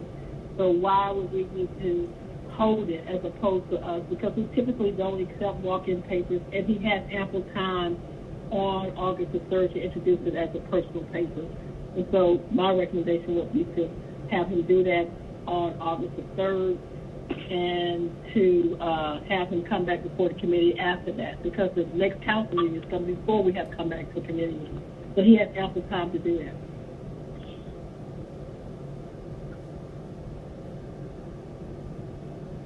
And I don't know if he's going to introduce it as an ordinance or a resolution. I'm not sure.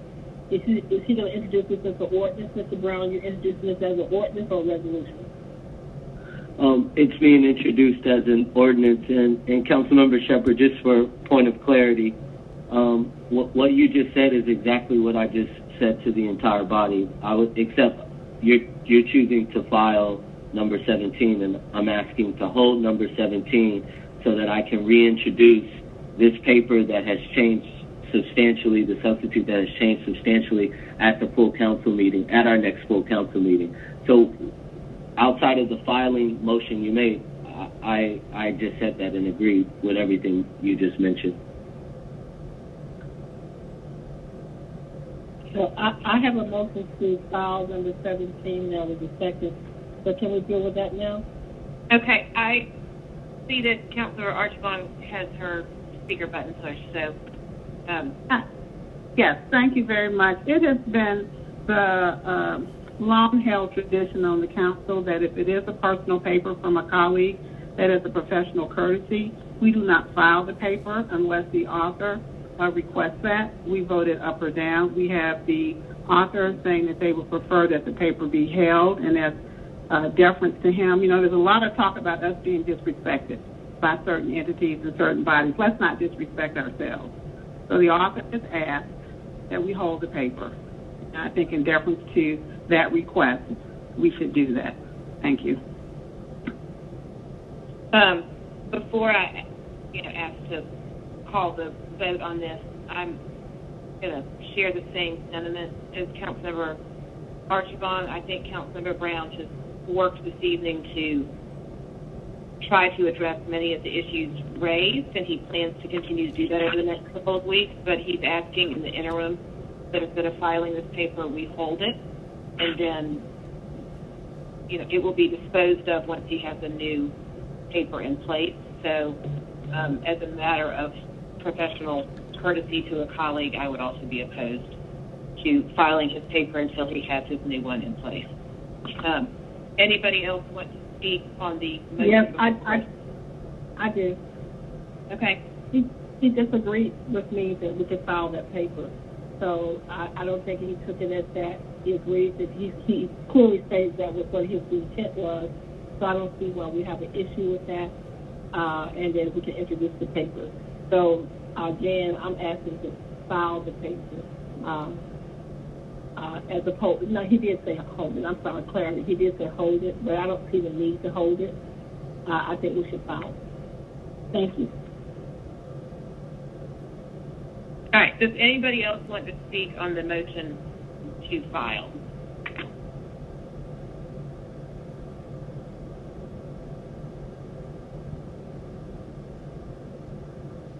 All right, well, let's open the vote.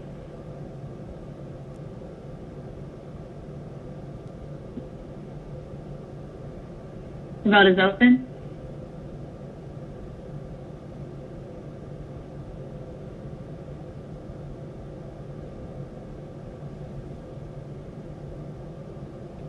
All right, that was 5 yeses, 2 noes, so this paper has been filed. That is the end of the items that are on our agenda for today, unless we make a motion to amend the agenda. Councilmember Shepherd, is your button pushed with regard to this vote, or was that from prior to the vote? Okay, it's gone now. Madam Chair, do you mind if I say something? Yeah, Mr. Brown, so I was going to call on you to ask you if you would like to bring something, ask to have something brought in as a committee paper today, or if you're going to wait until the August meeting to bring the new paper in. Yes, Madam Chair, I'm going to just bring it at the next full council meeting. Madam Chair, I was wondering if I could just say something in regards to the motion that was just done. Sure. Okay. I'm going to be honest. I'm a little emotional right now because, you know, I've gone above and beyond to try to reach a place of compromise with council members, and I have tried to do everything in my power to reach a place to address the unrest in the city while also addressing the controversial issues in the city when it comes to police brutality and issues around reimagining public safety. And I think my colleagues who supported not filing the paper, I just think that was completely unnecessary, because you're not just filing a paper that I brought forth, but you're filing the voice of the people away when it wasn't required. It was not necessary to file the paper when we could have placed it on hold while we presented a new paper. And I'm just, you know, so many times we like to point out, you know, amongst ourselves the issues and opinions we have for one another. But when it comes down to us giving deference, or when it comes down to us treating each other the way we want to be treated, when it's not convenient for us, we don't do that. And I think that today's vote to file this paper is a reflection of that. And I just think it was unnecessary, and it was pretty disrespectful. And I personally I just can't stand by that. And I just want to say to Councilmember Archibald and to Councilmember I, thank you for hearing me. I mean, I know I'm passionate a lot of times about the people and issues that are around the people, but I've been out here for 90 days. I've been out here with the people. I've been sick. I haven't been eating. I have been going out of my way to lift up the people so that their voices could be heard. This isn't about me. This isn't about your personal opinions about me. This is about listening to people that feel like they have not been heard in this city for decades. Y'all didn't have to file this paper. Thank you, Madam Chair. Thank you, Mr. Brown. And staff has notified me that they need to double check something on the parliamentarian procedures on the motion that we just did. So I'm waiting back to hear from Ms. Kempson-Wright and Mr. Pace on whether we followed proper process on that substitute motion. Ms. Kempson-Wright, do you all need another minute? No, actually, we don't. There has been robust discussion, and we just wanted to make sure we did not get lost. The original motion was a motion to hold by Councilmember Archibong, and then there was a second by Councilmember Ide. I believe there was then discussion that started with Councilmember Westmoreland requesting the process if we wanted to reintroduce the item and have it walked into committee. And then I came back in and said that we would first need to dispose of the legislation before us. At that time, there was a secondary motion by Councilmember Shepherd, which was seconded, and other discussion, and that motion was to file. However, when you look at main, subsidiary, and privilege motions, a motion to and I want to make sure I'm saying it correctly. I'm not Mr. Conway by any means. But a motion to file was, it does not come prior to, it falls below a motion to hold. If there is a motion to hold, then you can't make a motion to file. And so we were incorrect in actually taking that vote. And this is actually information that's been provided to all council members during one of our retreats where there was training. And I can forward this information directly to you all, to the committee immediately. Right now, actually, I'm looking at this item that Mr. Conway did provide to us. I'm actually preparing it now to send to all committee members. And, okay. So are you saying we needed to vote on the motion to hold first and not? Yes, we did. Okay.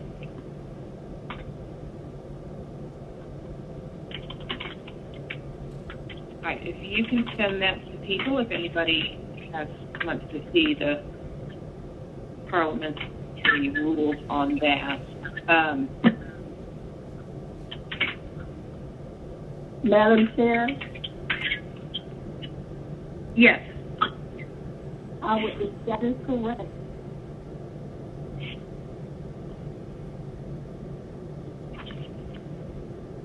I'm asking questions. I need to get clarity. I've got several people saying that's right, and some people telling me that's wrong. So let me just stop before I make that decision.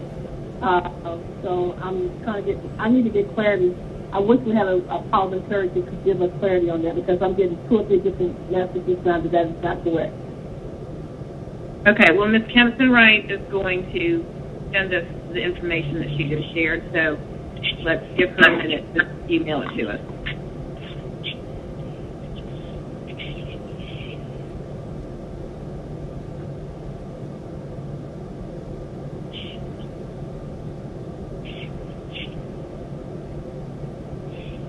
All right, it's in our inbox if people want to take a second to look at that, and I'll take a second to look at it myself.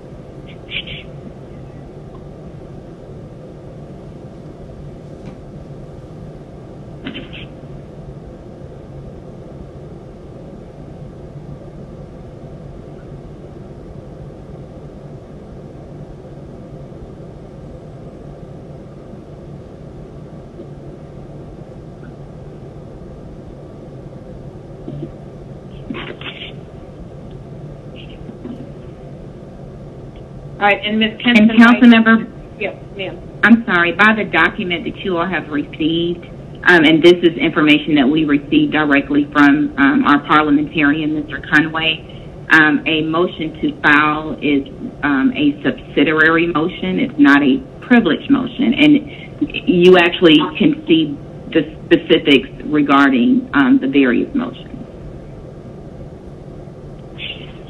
Okay, and so what you are saying is if it's not a privileged motion, if it's a subsidiary motion,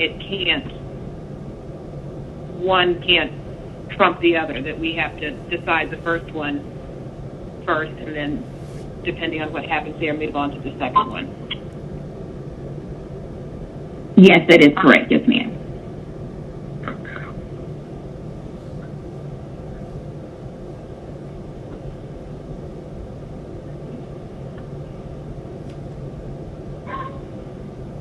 Madam Chair. Can we read that out? So I'm looking at this chart and I'm trying to get clarity on this. So make me understand how that happens and to read this out so that I can clearly put it abreast. You sent me this thing in terms of, and I'm looking at hold and then filing. So can you clarify this for me? Who can clarify? Yes, ma'am. And if you all need me to forward it to anyone else, if you could just send me an email or a text, or just let me know, our team can forward it to anyone else that may need this document. A call to hold is a privileged motion. If you're looking at the chart of the motion, and a call to file, which will kill a motion, is a subsidiary motion. And it actually, a call to hold or a motion to hold outranks a motion to file.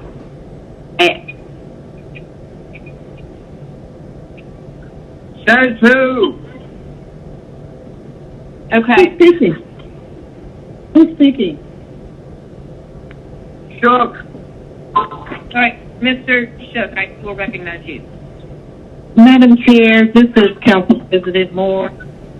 I think that it would be for everybody's benefit. Mr. Pace is calling him now to let the parliamentarian share this out because it's so contentious. I don't want anybody to not be clear about what's going on or if it is correct. So perhaps we can get Mr. Conway on the line. I'm happy to have Mr. Conway weigh in on this. I believe Mr. Pace is trying to call. I didn't know I relinquished the floor, Madam Chair, but you tell me. All right, Mr. Shook, I will hear from you. I'm getting great. Lots of I have great respect for Mr. Conway. He acknowledges that a lot of our traditions and customs are different from the other traditions and customs with which Robert's rules are applied in other legislative bodies. What we've done here tonight is no different from what we're accustomed to. Thank you. All right, thank you, Mr. Shook. Mr. Pace, any luck in getting Mr. Conway?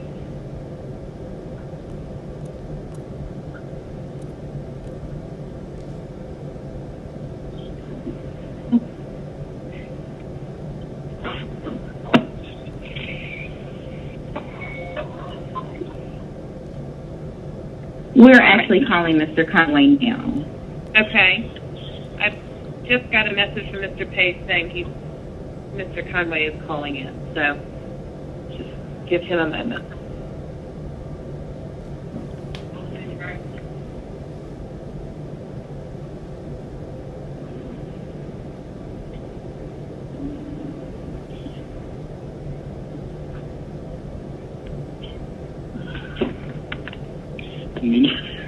Nina wrote, was there a second on the motion to hold? All right, we can hear you. You don't have your mute on, Mr. Westmoreland.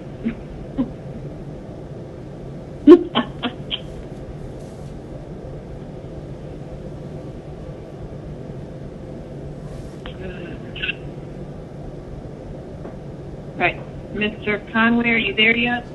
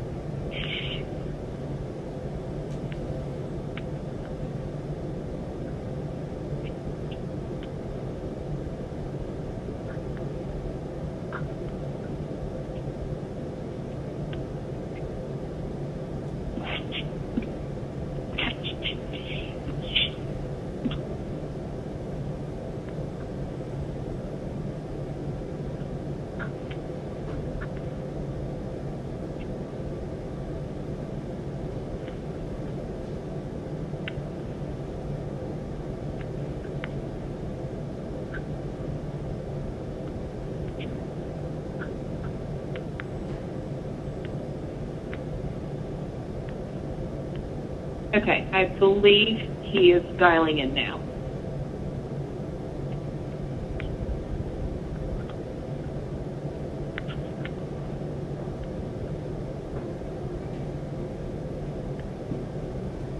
All right, Mr. Conway, are you with us? Yes, I am. All right, so I'm going to, Mr. Pace may have told you, but we had a motion to hold a piece of legislation, which was seconded. There was some discussion, and then there was a motion to file brought as a substitute. That was seconded, and then we had to vote on the motion to file. After we did that, staff alerted me that they thought that we made a procedural error there, that the motion to file could not be brought while the motion to hold was still pending, and so that's what we would ask you to weigh in on. That's correct. That's correct. It takes precedence over the motion to file. The motion to hold does, and so it was out of order. If the motion was to hold was pending, the motion to file was not in order. Okay. Do we need to go back to the motion to hold and dispense with that? Do we need to do anything to reconsider this motion to file, or it was not? No, it's just this, so. Yeah, it was just, you just treat it like it never happened. To put it simply, go ahead and process the motion to hold, and then depending on what takes place with that, then we'll move forward from there. Okay. All right. Thank you, Mr. Conway. You're very welcome. Will you like me to stay on the line? If you would just stay on for a minute, I would appreciate it. I'd be glad to. So, to ensure that we do this all appropriately, I'd like to go back to the motion to hold and take a vote on that, and then we'll see where that leads us. With a question. Let me, Mr. Shook, let me just, I've seen Ms. Shepard and Ms. Archibald online, so let me go to each of them, and then I will come to you because they've had their buttons pushed. So, Councilmember Shepard. Well, let me just say I'm going to respond to Mr. Brown's comments earlier in reference to how he has been hurt by this, in terms of what he says, the people across who have been asking him to do this. The Wendy's situation took place in my district, and when I did get involved with it, I reached out to all the neighborhood associations and the MPUs in my district to ask them what was their position. I've worked very closely with the folks in my neighborhood, just like he did yesterday when he was talking about the people in the MPUs, and he talked about the Cooks Park situation, how he worked closely with the MPUs in the neighborhood. When I was out there, the people that were talking to me, every time they confronted me about something, I asked them where they live. Majority of them did not live in my district, the ones that Mr. Brown was talking about, who was demanding certain things and making demands based on what Mr. Brown is saying. They were either in Sandy Springs, College Park, East Point, Mississippi, Alabama, New York, Washington, D.C. So when Mr. Brown is saying all these things, he told me that he had one or two people who lived in my district say that.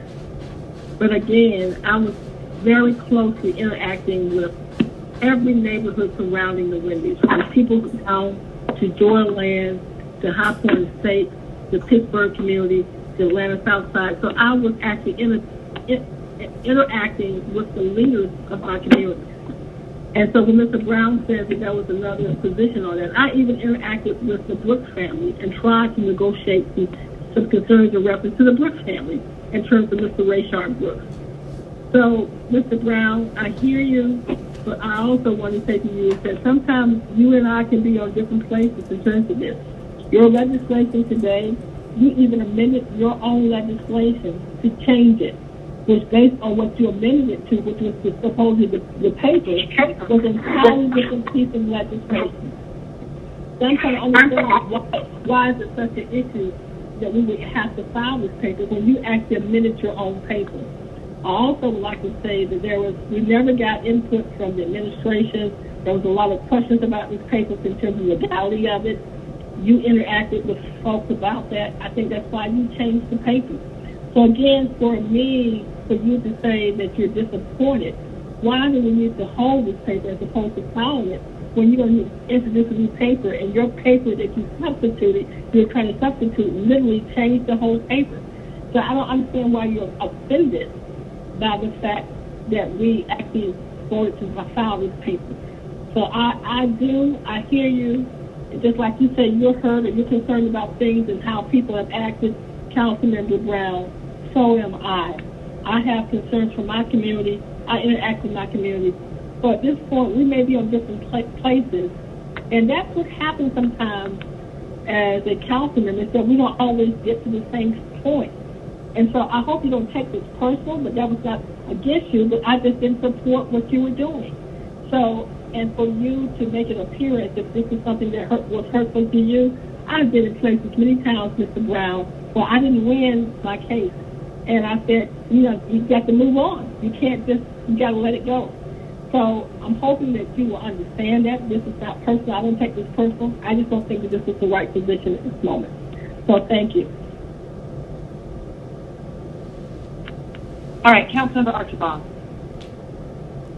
All right, thank you. I don't think the request to hold, which is the motion that is before the committee, reaches as deeply as we just heard. It's not getting to the substance of the paper.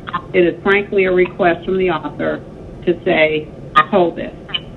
I know that all of us as committee members and as committee chairs have been seat of communications from departments that will say, hold this paper or file this paper, and we honor the request from the chief sponsor.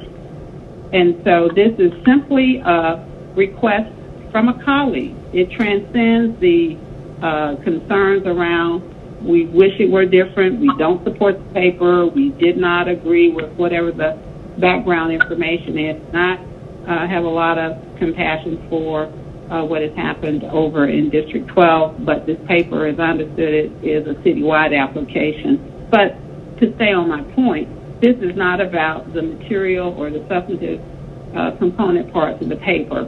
This is a procedural sort of request to hold the paper. And I would hope that if any colleague introduced the paper, and if they had some concerns and say, will we hold it, we will do that. Why? Because they asked us to. Now, here we have a colleague. It's been a very contentious, controversial, divisive, fill in the blank, right? But at the end of the day, this is still a colleague, a member of our body who has asked us to govern ourselves in the way that we would immediately do for the administration, but we will not do for ourselves, and frankly have a problem with that. Thank you. Thank you, Councilmember Archibald. Mr. Shook. Yeah. I've only been here 19 years, so I have great respect for Mr. Conway. This is not how we have done our business. So, going on 10 o'clock, we're going to change? Why? I don't understand why we need to. Thank you. All right, thank you, Mr. Shook. Mr. Dickens. Yeah, I wanted to hear one more piece of information. So Mr. Conway has definitely, told me something different than we've done before. My 7 years here, a motion to file can supersede a motion to hold. It's a secondary motion, and that has been the case I mean, I've had it happen to me, where someone has filed my motion after the desire to hold, and you know, I had to go my way and lick my wounds and deal with it next time. But I did want to hear. So there was an opportunity for this new paper to be introduced tonight, and held tonight. And that was, the author said, no, I'll just introduce a paper when we get back from recess, and I'll introduce something new, versus introducing it tonight. That seems like they would swap out one and put in another one, which is essentially filing one, which is like holding it. In this, if you're introducing a new one right away, all that could have been done, but that was said. No, there's more work to do on the paper, and so I'm kind of curious as to what is the goal now of the paper. The previous paper that had a lot of public relations, a lot of TV, a lot of press, a lot of phone calls about, we spent 6 hours listening to people mention the word $73 million, hold back this and that. That was what was advertised, that was what was discussed, that was what was paraded and lauded. And now that is, this new paper that I'm kind of seeing in fragmented pieces does not mention $73 million, does not do a number of things. The new paper is so substantively different, it is probably 75% different, which is fine. It could be introduced tonight, it could be introduced in August. I wanted to hear that decision making, and then I also wanted to come without what has happened to me as a council member, and then come back and say it's not about me. This is about who it's about. This is about the public. So I have no care for what happens to a council member or a council member's feeling about a piece of legislation. I want to go on record about saying that, because it's happened to me enough times for me to know that a body of 15 people are more concerned with 475,000 people than they are, as we should be.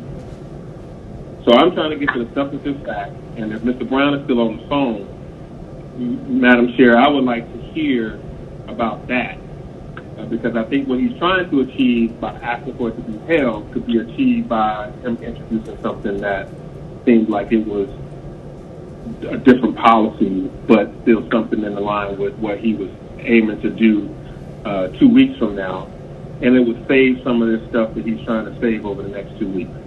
I yield, and hopefully I can hear from Mr. Brown. Thank you, Mr. Dickens, and let Mr. Brown answer if he is on. I'll let Mr. Brown answer if he's here. I'm here, Madam Chair. So, Councilmember Dickens, so there is clear transparency within what has led us to this basis now, in which you've made certain assumptions to. The reality is, the reason why I even worked with Ms. Kimson Wright and members of this body to change the paper before this meeting today was because I was informed that there were council members intending on filing the paper that was identified as the Rayshard Brooks bill, a paper in which the family of Rayshard Brooks stood behind and supported. So to meet a place of compromise, understanding that you all were intending on filing the paper and not holding the paper, I worked behind the scenes with Chairwoman Ide and Ms. Kimson Wright to figure out how we can reach a place of compromise for the community and for this body to be able to still move something forward so we don't continue to incite the existing unrest that is happening not just in Councilmember Shepherd's district, but within the entirety of this city.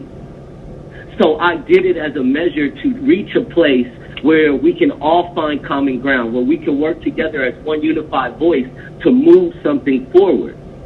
My emotions in this had nothing to do with anyone's personal opinions about me or my position on this paper.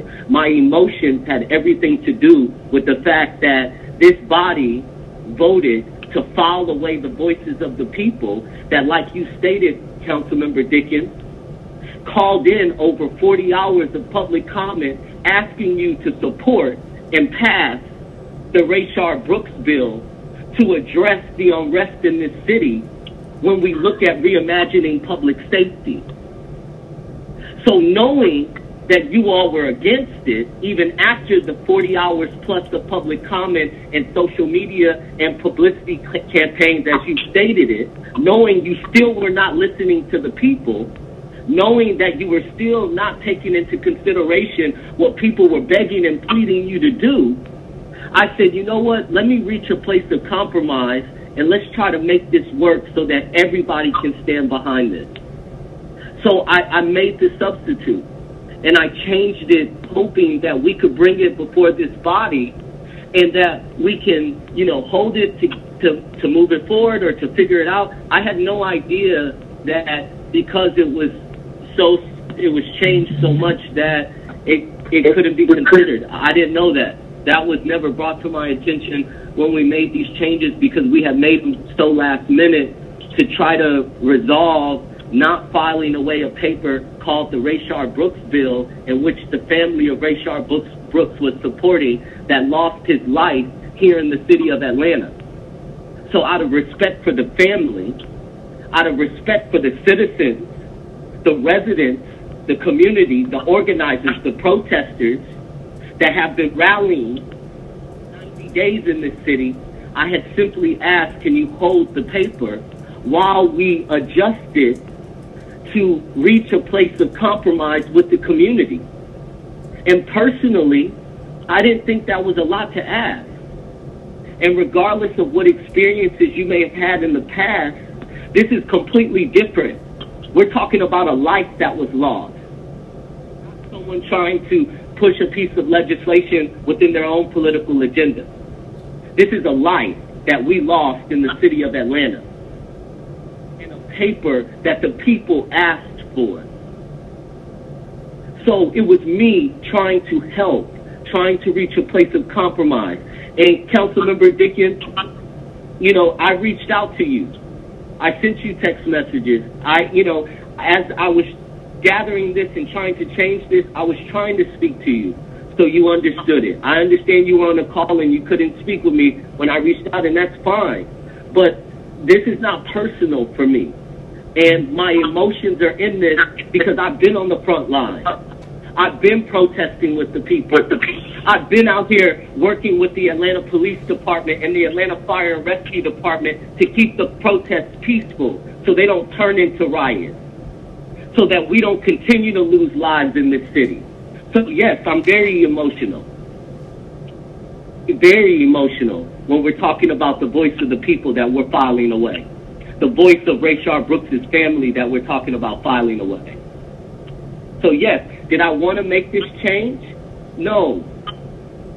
Willing, I spoke with Chairwoman Ide, and I told her, I said, listen, I understand everybody's position. I understand that people have differences of opinion, and I recognize that, and I'm willing to make those changes. Councilmember Ide and Councilmember Archibald were the only ones that reached out to give me advice or offer me guidance or tell me, hey, you should consider doing this, or maybe we can do this, or maybe we can look at this differently, so that we don't continue to create a further divide in the city. So I appreciate you, Councilmember Ide and Councilmember Archibald, for working with me and hearing me and recognizing the intent of my passion and my heart. I really appreciate both of you. and it means a lot to me. And Madam Chair, I'll yield back to you. All right. Thank you, Mr. Brown. We are going to rewind and go back to our motion to hold and open the vote on that first, and then depending on how that goes, we'll see where we move forward.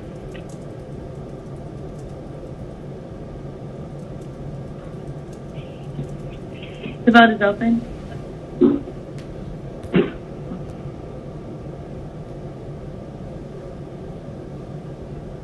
Well, yeah, Madam Chair, point of order.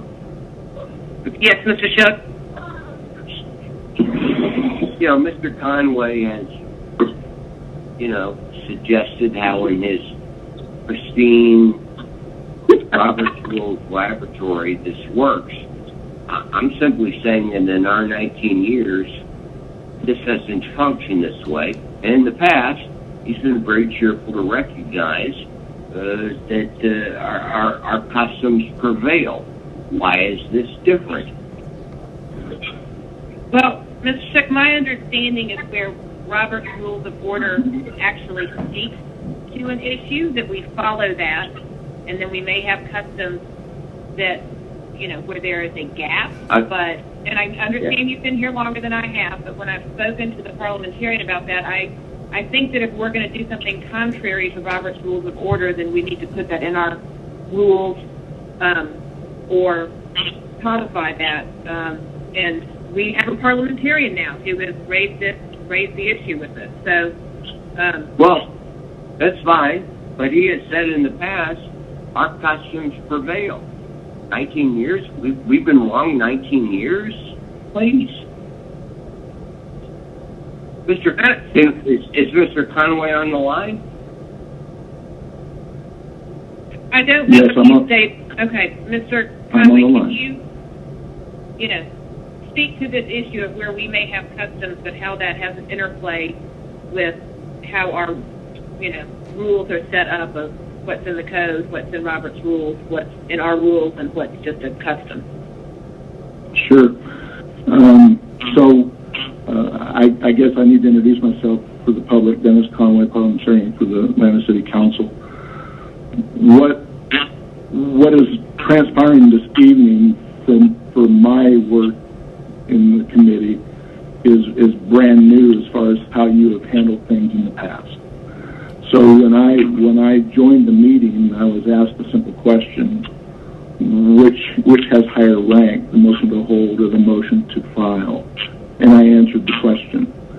And so as Mr. Dickens and Mr. Shook have both commented that for so long you've done it a certain way, and that's fine. And what I try to do as parliamentarian is I try to strike a balance in a sense. I try to provide what the rules say, and then if it's a minor deal and it causes some difficulties, then I don't push it, and I don't have any authority to push it anyway. But some things are kind of serious, and I'll speak to them on that level, but other things not so much, and so I don't make a big deal about it, if you will. So technically speaking, however, Ms. Ide sort of zeroed in on the arrangement.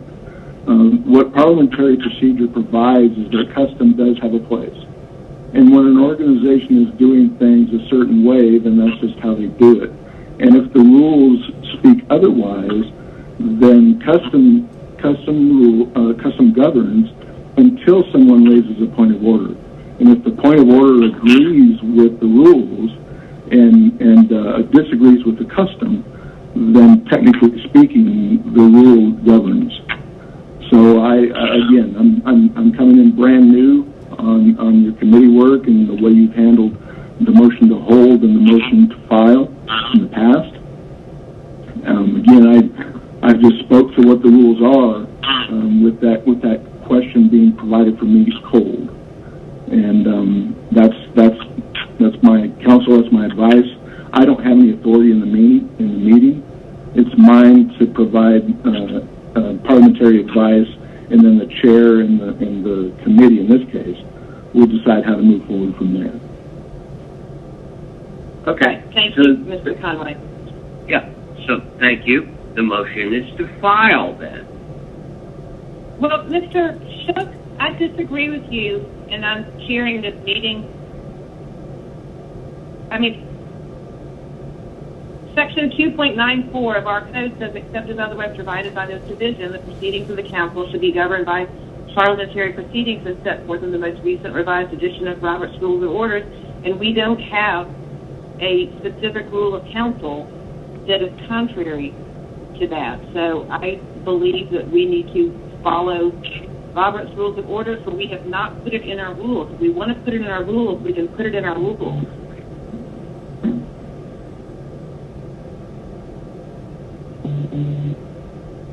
Well, that's all very convenient. You know, forget 19 years of precedent.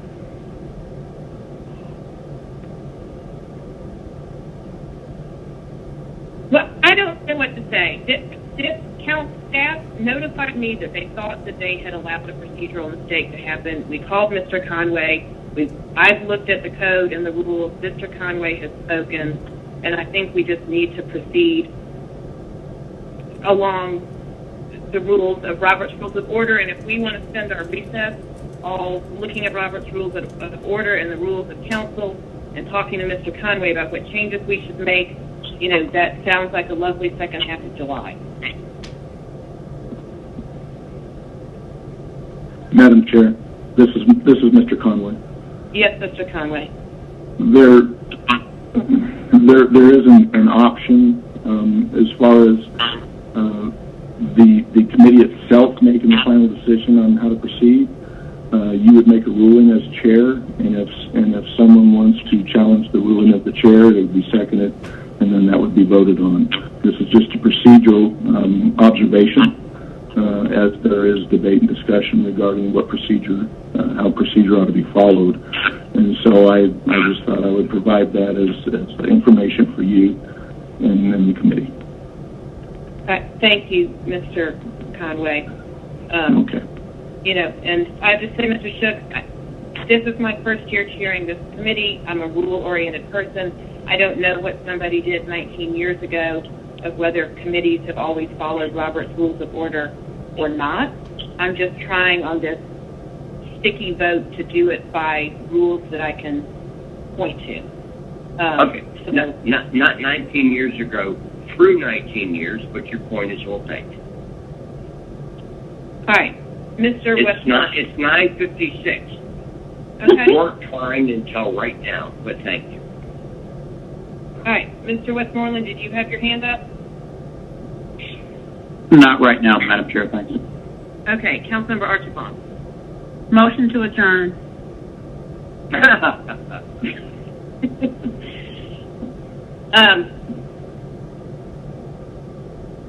We have before us a vote that is open that we are waiting for Mr. Shook to vote according to my scorecard.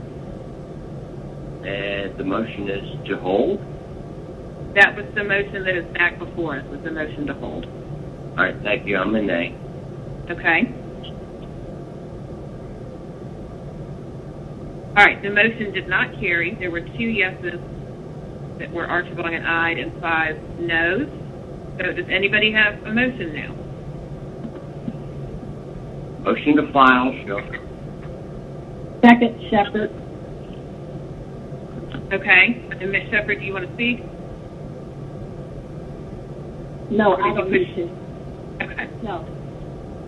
All right. Let's look. Can we? The vote is open. Okay.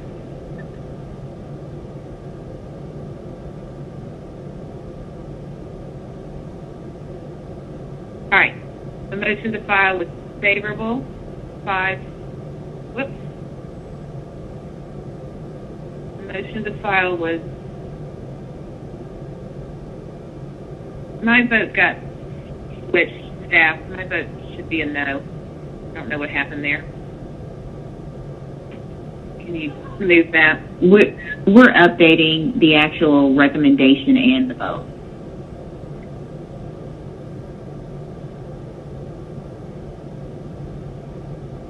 All right, just tell me when it's final. It should be final now. Okay. The motion to file was favorable, 5 yeses. Westmoreland, Dickens, Shook, Matt, Scott, Shepherd, 2 noes, ayed, Archibald. So the paper is filed.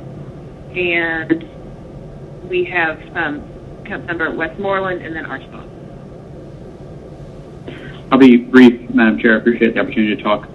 A couple weeks ago, the day we adopted our general fund budget, I voted in favor of a much discussed amendment that would have essentially frozen money from the third and fourth quarter of our police department budget while we had a conversation over the next 4 or 5 months about how we approach policing in this city.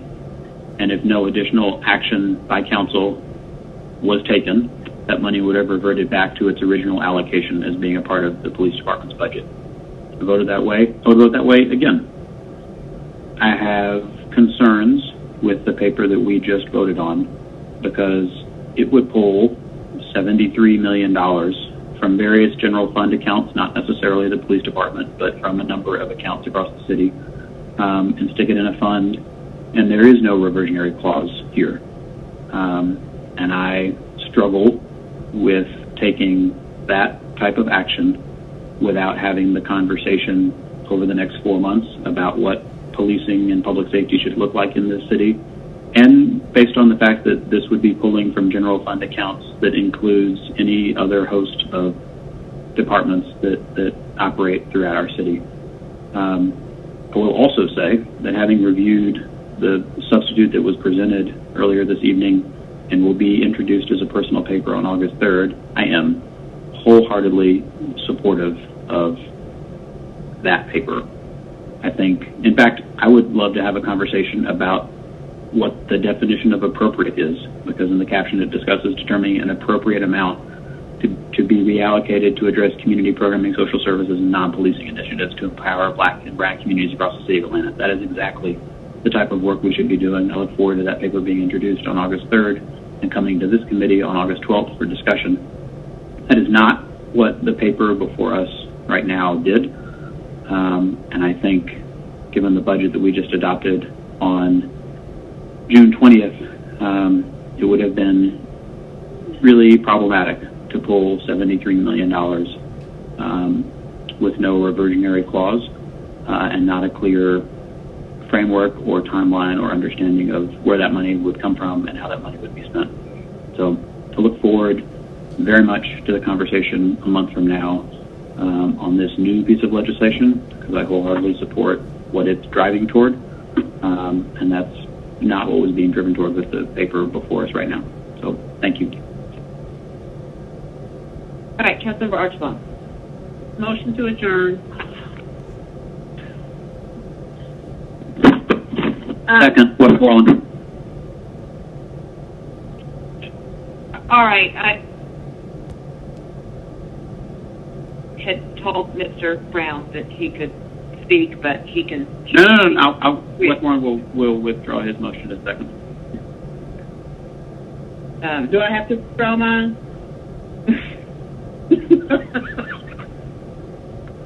Madam Chair, it's okay. Yes. It's all right, Madam Chair. Okay. No, it's okay. It's all right. I'm fine. Thank you, Madam Chair. I was also going to say something briefly. Well, I'll withdraw it. Everybody talks. I'm going to get off the phone, though. Okay. Well, Mr. Brown, thank you for being willing to try to work to address people's issues, and it just got complicated with what you were able to do with the substitute. I couldn't support the paper as it was originally written because I just felt like it was,